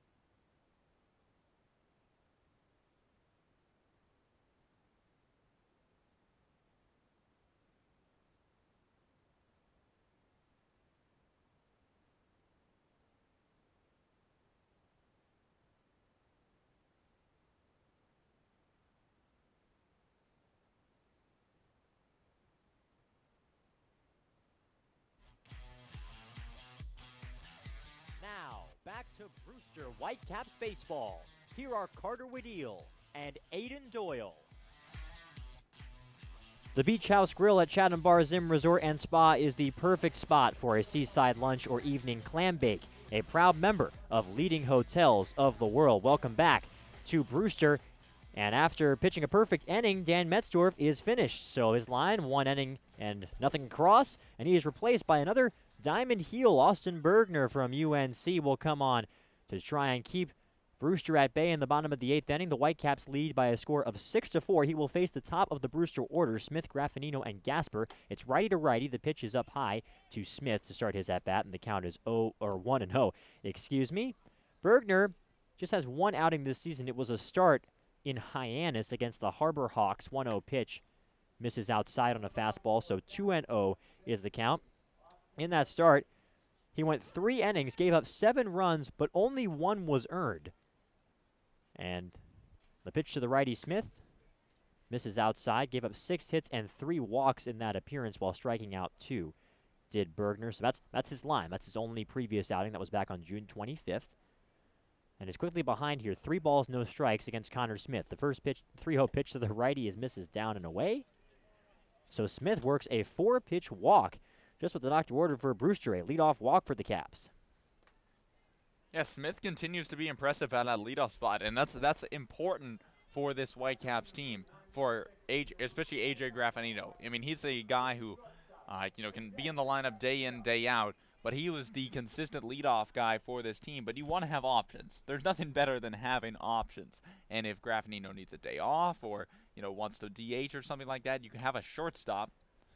Graffinino takes a pitch high. You have a shortstop in Smith, or even a guy who can play third or second, and get both of these guys in the lineup at the top of this Brewster order. Those first 2 guys in that lineup should be getting on base at a high clip so that the Mickey Gaspers, the Michael Currys, and Marty Costases of the world can drive them in. 1-0 pitch is in there for strike number 1 to Graffinino. Yeah, and Smith has really been making the case to get some more time at leadoff position in his recent at-bats. He's reached base 4 out of 5 times today. Going back to yesterday, it's 5 out of 6 times reaching base. Walked his last 2 plate appearances as he dives over to first. And to top that all off, he's 3 for 3 stealing bases this season. So the count is 1-1 on Graffinino as they checked on Smith at first base. Was able to dive back, and Graffinino bunts this one high in the air, and it's made the play. On the run is Ralapa, third baseman, on the fly, and Graffinino is retired. Great job to spot that baseball. It is getting a little dark out here, which makes that sort of play a little bit more difficult, but Ralat charging in from third base made the catch, and there's 1 gone in the 8th. Well, that's one AJ Graffinino is going to be kicking himself for as he walks back to the dugout there. That's a bunt that if he gets down, you're at least putting Smith most likely in scoring position. And with Graffinino's speed, you have a chance to have an infield single for Mickey Gasper, the one, the only. Speaking of Mickey Gasper, he's now digging in. Again from the left side against the righty Bergner. The switch hitter is Gasper. Here comes the pitch. In there for a strike down and in. Strike 1's very important against Mickey Gasper in any situation. Gasper right now has the go-ahead hit for Brewster. If the Whitecaps are able to hang on, it will be the game-winning hit, but still a lot of baseball left. Here comes the 0-1. He fouls it off right in front of the plate, and it's gloved by the catcher Pena and fired back over to Bergner on the mound. Gasper got that hit in the 6th inning. It was a bases-clearing double to drive in. Those 3 runs for Brewster turned a 4-3 deficit for the Whitecaps into a 6-4 lead. That's where we stand. The pitch is swung on and missed. Strike 3. Mickey Gasper, don't see him swing out and swing and miss too often, and he does there. Nice life to that pitch from Bergner, and Gasper strikes out for the 3rd time today. Yeah, a rare sight, but even then, you're going to look at that box score and think, wow, Mickey Gasper had 3 strikeouts, but at the same time, he made them count when he needed to. That 3-run double, I mean, he could have struck out every other at-bat, and I'm sure Coach Shevchik would have taken it like, all right, you gave us what we needed. 2 swinging and 1 looking for Gasper on those Ks. Here's Marty Costas. He takes the pitch up and away on another fastball from Bergner, and the count is 1-0. You were mentioning Sunset is kind of, what is it, like 20 minutes away? Correct. It seems like just from when this inning began, as they checked the runner at first base, it's become noticeably darker here at Stony Brook Field. Maybe that's just my eyes playing a trick on me, but it does seem like the light is dimming here in the bottom of the 8th inning with the count 1-0 on the Brewster right fielder Costas. The 1-0 pitch is taken for a strike on the outside corner on another fastball to even the count. 1 ball and 1 strike. Costas has reached base 3 times today. One was on a fielder's choice in the first, grounded out in the third, and then a pair of walks in innings number 5 and 6. So we talked about how Costas kind of has a reputation as a free swinger, but he's been able to get the free pass in his past couple of games. 1-1 pitch is a ground ball to shortstop. Fielded over there by Pena. He'll throw to the short way to second base, and that retires the side. So Brewster goes down quickly in the 8th inning. Just the one base runner on the walk. No hits, 1 runner left on, and no runs in the 8th inning for Brewster. We're through 8. Chatham Anglers down to their final 3 outs, trailing 6-4. Don't go anywhere. You're listening to Whitecaps Baseball on the Whitecaps Radio Network.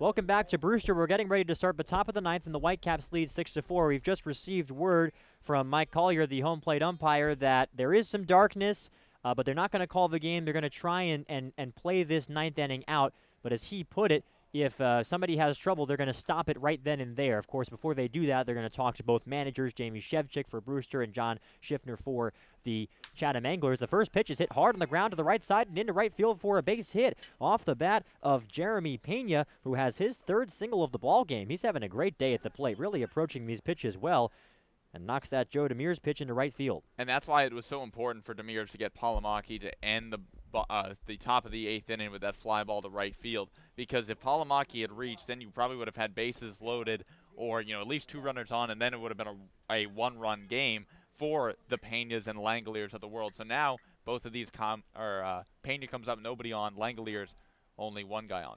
Langoliers takes a pitch up to start his at bat. Langoliers also having a great day on the plate, as you mentioned, Aiden. He's reached base 3 times in 4 plate appearances, a walk, a double, and a hit by pitch to his name. The third baseman, Smith, is even with the baseline, anticipating a possible bunt, and he swings and through that one, swing and a miss. 1 ball, 1 strike, the count on Langoliers. Joe Demers, as he does, is working quickly and throwing strikes for Brewster. 1-1 the count on the DH tonight for the Chatham Anglers. Here comes the 1-1. Just misses outside. Looked like Coons, though, was setting up in, so he had to move over to his right to glove it. Makes the count 2 balls and 1 strike. A runner on first base and nobody out here in the 9th inning. The Whitecaps ahead 6-4. Here comes the 2-1 pitch. It's a fastball up that's foul behind the plate. And that makes the count 2-2. And Langoliers getting a little check-in with Mike Collier behind the plate, asking if that was a strike. Looked like to me it was above the letters. And just got a piece of it and lifted it over to the screen. Couple of shakes from Demers at the mound, and now he gets the sign he likes from Coons, who's setting up outside. Here comes the 2-2 pitch. A breaking ball hit high in the air into center field. Coming in a bit is Hunter Bishop, moving to his left, and he makes the catch for out number 1. Just a bit off the end of the bat there from Langoliers. Didn't quite square it up. If he did, again, getting the ball up in the air here is going to be important if you're the Chatham Anglers. And I wonder what Jamie Shevchik would have thought about Demers shaking off that pitch there, because he was talking, as I was mentioning before, how in Falmouth he talked about how he wanted his pitchers to lean on their fastballs more, and that was an important pitch where presumably he shook off a fastball to throw a breaking ball that wound up over the plate. And Langoliers able to just fly it out to center field. So now it's the cleanup hitter, Nick Patton, who will dig in from the right side for Chatham. Runner on first base and 1 out. The pitch is outside. Nice job by Coons to glove that one. A fastball that missed, and Demers will point at his chest and say, that's my miss. 1-0 the count on Nick Patton, who is the tying run for Chatham. It's 6-4 Whitecaps here in the 9th. Patton has reached base twice, had an RBI single way back in inning number 1, walked and scored in the 3rd. Also has a strikeout and a pop fly on his ledger for the ball game. And the 1-0 pitch from the righty. Breaking ball dropped in there for strike number 1. And the count is 1 ball and 1 strike now on Patton. Pena, the runner at first base, is a good base runner, though he'll be playing extra conservatively here, since he's not the runner that matters. It's the tying run that's at the plate right now for the Anglers. Holding the set and deals is Demers. The pitch just misses outside. 2-1 now the count on Patton. 4-8-1 for Chatham, 6-8-0 for Brewster. A much more conventional line score after a pretty wacky one yesterday's game. The Whitecaps looking to get a sort of 2-game sweep here of the Anglers. Won 11-1 last night. 2-1. It's hit high in the air into center field. Bishop is moving back. He's heading back to the track. He's heading back to the wall. He's underneath it now, and he makes the catch. And Hunter Bishop had to test his range out there in center field. Had to deal with the wind blowing out as well, but he tracks down the baseball. There are 2 gone in the 9th. I think everyone here at Stony Brook Field who's rooting for the Brewster Whitecaps just held their breath for a solid 3 or 4 seconds, because that one drove Bishop all the way to the warning track. And with the wind carrying the baseball like it is today here at Brewster, I think a lot of people off the bat thought that ball from Patton would have gotten out of here. Again, though, deepest part of the ballpark, got under it a little bit, didn't quite drive it, more just lifted it out into the outfield. But a scary moment there for Whitecaps fans. The pitch to the righty, Cody Roberts is in there for a strike with a fastball in the outside corner. That might have been the best located fastball we've seen in this 9th inning from Demers. Roberts on his day is 0 for 3 with a walk and a pair of Ks. Hit a hard line drive to right field, but was retired his last time up. Here comes the 0-1. Swing and a miss. And the count is 0-2. That one below the knees and chased at it. Did Roberts. So the Whitecaps a strike away from a 2-game sweep here. With the count 0-2 on the Anglers left fielder. Holding the set is Demers. The 0-2 pitch on the way. It's a fastball way too high. And the count is 1-2. Coons was looking for something high. He kind of bluffed over with his mitt, ready to stand up. They were going to try and see if Roberts would chase on a high fastball, but it ran up above eye level. 1-2 now the count. Here comes the pitch. That's up and in. Another fastball. 2 balls, 2 strikes. The Whitecaps are looking to move to 8-6-1. They're 7-6-1 right now on the season. Chatham at 6-8. They're right next to each other in the East Division standings. And here comes the 2-2 pitch. Foul back to the screen. Just got a piece of it, did Cody Roberts. Just looked like he joinked that one off the end of the bat and over toward the chain link fence. So we are still in a 2-2 count. Pena leading off of first base. It's 6-4 Whitecaps here in the top of the 9th inning. Demers holding the set. Coons setting up on the outer part of the plate. Here comes the 2-2 pitch. Just missed the outside corner. And the count is 3-2. Demers wanted that call. Kind of a little smile as he received the baseball from Coons. I think everyone in this ballpark, no matter who they were rooting for, thought that one painted the outside corner. I saw some heads through the windows out the front door here, kind of nod their head thinking that was strike 3 right on the outer edge, but no. Hopefully umpire Mike Collier says just a bit outside. So with the count full and 2 outs, Pena will be running off of first base, so that doesn't mean a ton. The tying run is at the plate here in the 9th. Roberts, the 9th batter for Demers to face in this game. 3-2 pitch on the way. Just a bit outside, ball 4. So the tying run is aboard for the Anglers with 2 outs in the 9th inning, as a well-earned walk there from Roberts puts him on first base with 2 gone. Yeah, that one was closer, that one was close, but not quite as good a pitch as the one prior for Demers. That one just a bit high and outside. And now it'll bring up Fabian Pena, another guy who's had an extra base hit today, that double back in the 3rd inning to drive in an Anglers run. That gave Chatham a 3-2 lead at the time. Now 6-4 Brewster. Pena's a righty. The pitch is hit high in the air to the right side, heading toward foul ground. Gasper is underneath it, straddling the foul line at first base, and he makes the play, and that is your ball game. The Whitecaps win it 6-4. They get a 2-game sweep of the Chatham Anglers here at Stony Brook Field. Joe Demers winds up working last couple of innings for Brewster very well, faces 9 hitters and gets out of that little mini jam in the 9th inning, and the Whitecaps get a win. A very, very solid win for the Brewster Whitecaps, and I think this is something that Coach Shevchik was looking for, considering, we talked before the game, looking for innings out of Will Tribuker. They didn't get them. They got 3 and 2/3 out of their starter, and for him to last only that long and then fall behind at 2-0 after the top of the first, and then they came out, took a 2-1 lead, and then Chatham came back, took a 3-2 lead. So that they had to battle back in this game. They had to battle for everything they got. And so the big hit by Gasper, this is exactly what they're looking for. Guys to come up with timely hits in big spots. And we said it when he came up to bat. There was no hitter that Coach Shevchik wanted up at the plate more in that moment than Mickey Gasper, and he delivered. Well, Brewster gets the win by a final score of 6-4.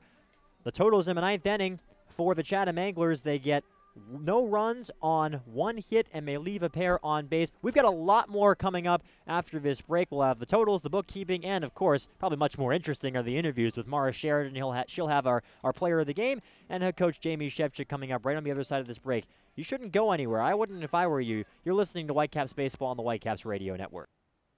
Don't go anywhere. The Whitecaps postgame show is coming up right after this. That was huge for us. It's huge for the momentum going into tomorrow. Only on the Brewster Whitecaps Radio Network.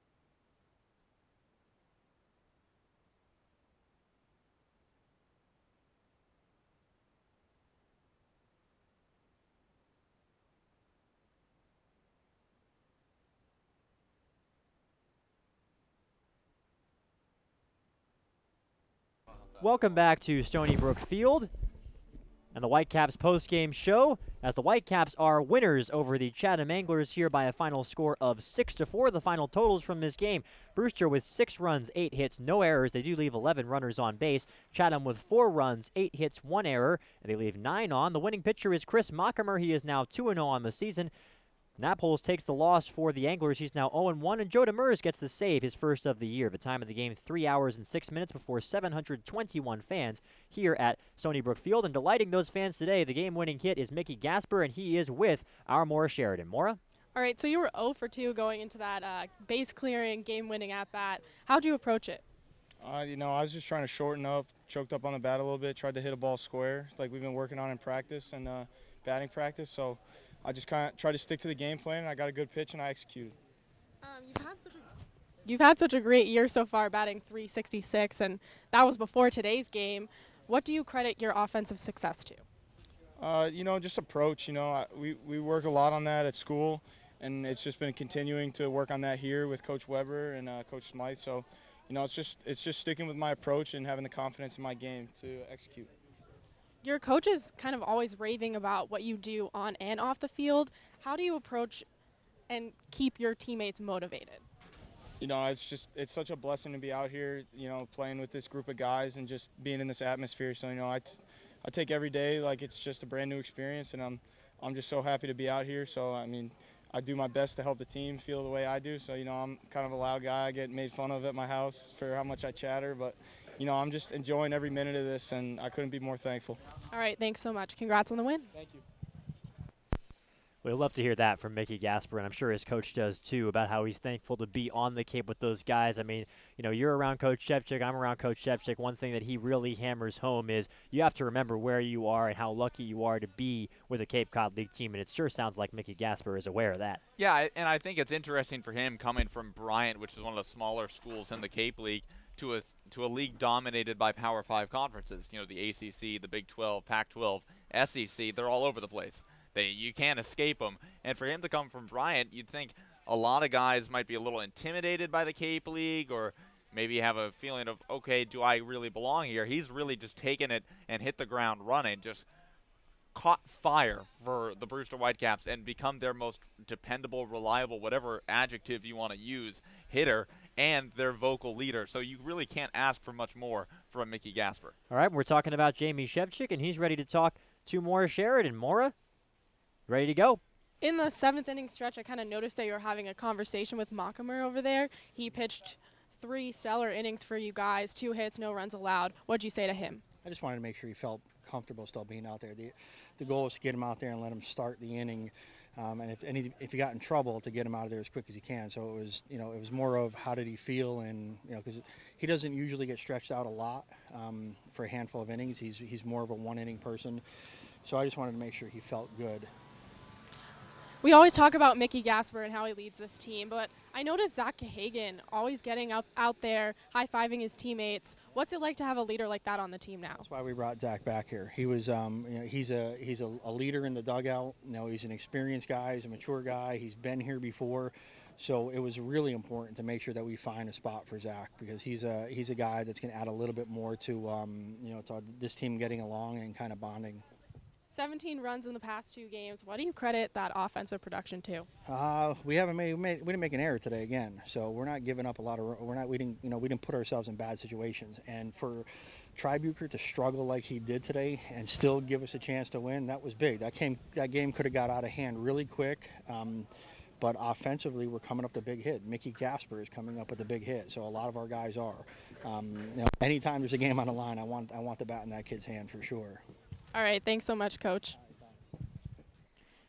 Yeah, you know, I like the way that Coach Shevchik characterized that performance today from Tribuker, because you're right, the command on his fastball was really struggling, leaving a ton of pitches up, and I think I agree with Coach Shevchik that it could have gotten out of hand, but he was able to stay poised. The line on Tribuker, I'll give it to you again for Brewster, winds up getting a no decision tonight. 3 2/3 innings pitch, gave up 4 hits, 4 runs, all of them earned, did walk 5 batters, and he struck out 5 batters. So for the Whitecaps here, that's got to be an important thing. And as much as he didn't need up the innings, he was able to do something that another kind of Chev-ism, give his team a chance to win. Yeah, and he did. Obviously, the offense is going to get a lot of the credit here, especially Mickey Gasper with the big bases clearing double, and rightfully so. I mean, you can't tell the story of this game without the offense and Mickey Gasper. But the 2 things he pointed to were the pitching staff. You know, Tribuker didn't give them the innings they wanted, but he kept them in the game. He didn't let, okay, I'm falling behind, it counts, I'm, you know, giving up a couple runs in the first inning. He didn't just fall apart. He kept battling through a scoreless second before giving up another one in the 3rd. But then you look at the defense as well. No errors again. That is huge for this Brewster Whitecaps team that was last in the league in fielding percentage. That's back-to-back games, with no errors. And for something that Coach Shevchik has talked about so adamantly, so often, is that this team has shot themselves in the foot several times this year with errors, unearned runs, things like that. They're a good enough offensive team that they're going to score enough runs that when they don't do those things, they'll win the game. It's just the offense can't win the game for them if they're committing errors and shooting themselves in the foot. So if you cut back on that, the offense is going to produce enough every game. The Whitecaps are back here tomorrow. Well, it seems like a nice long homestand for Brewster as they come in tomorrow to play once again. What do you think is the mindset for this team heading into that game? They have to be feeling pretty good after a couple of decisive wins against a very good Anglers club. I'd say it's just keep the run going. Keep moving, keep going on. And Coach Shevchik has talked about it. Off days kill momentum. When you have a bad game, you lose. You want to get back out there the next day and shake that off because you don't want to have it resonating in your mind. After 2 wins like they've gotten against Chatham these last 2 days, they want to get back out there and keep playing baseball. It's a good mood in this Whitecaps dugout right now. The guys seem to be getting along, and I believe it was Michael Curry who said earlier on this season in a post-game press conference or a post-game interview, winning's easy, winning's fun, winning makes everything okay. When you're winning ball games, all the pain, all the fears, all the angst of earlier in this season when they were committing errors has gone away. And the Whitecaps will be looking for another win tomorrow. As I mentioned, it's a home game. It's at 5. They'll be facing Hyannis. The Harbor Hawks are coming to town. Brewster won 6-1 in the first meeting between those two teams that was on the road in Hyannis in the second game of the year. And it'll be right here, same bat time, same bat channel. That's where you can tune in. So for Aiden Doyle, for Morris Sheridan, for Koki Riley, and the others working behind the scenes, I'm Carter Waddell. Thank you so much for tuning in tonight. The final score is once again Brewster 6, Chatham 4. We'll see you tomorrow. Thank you so much for tuning in to Whitecaps Baseball on the Whitecaps Radio Network.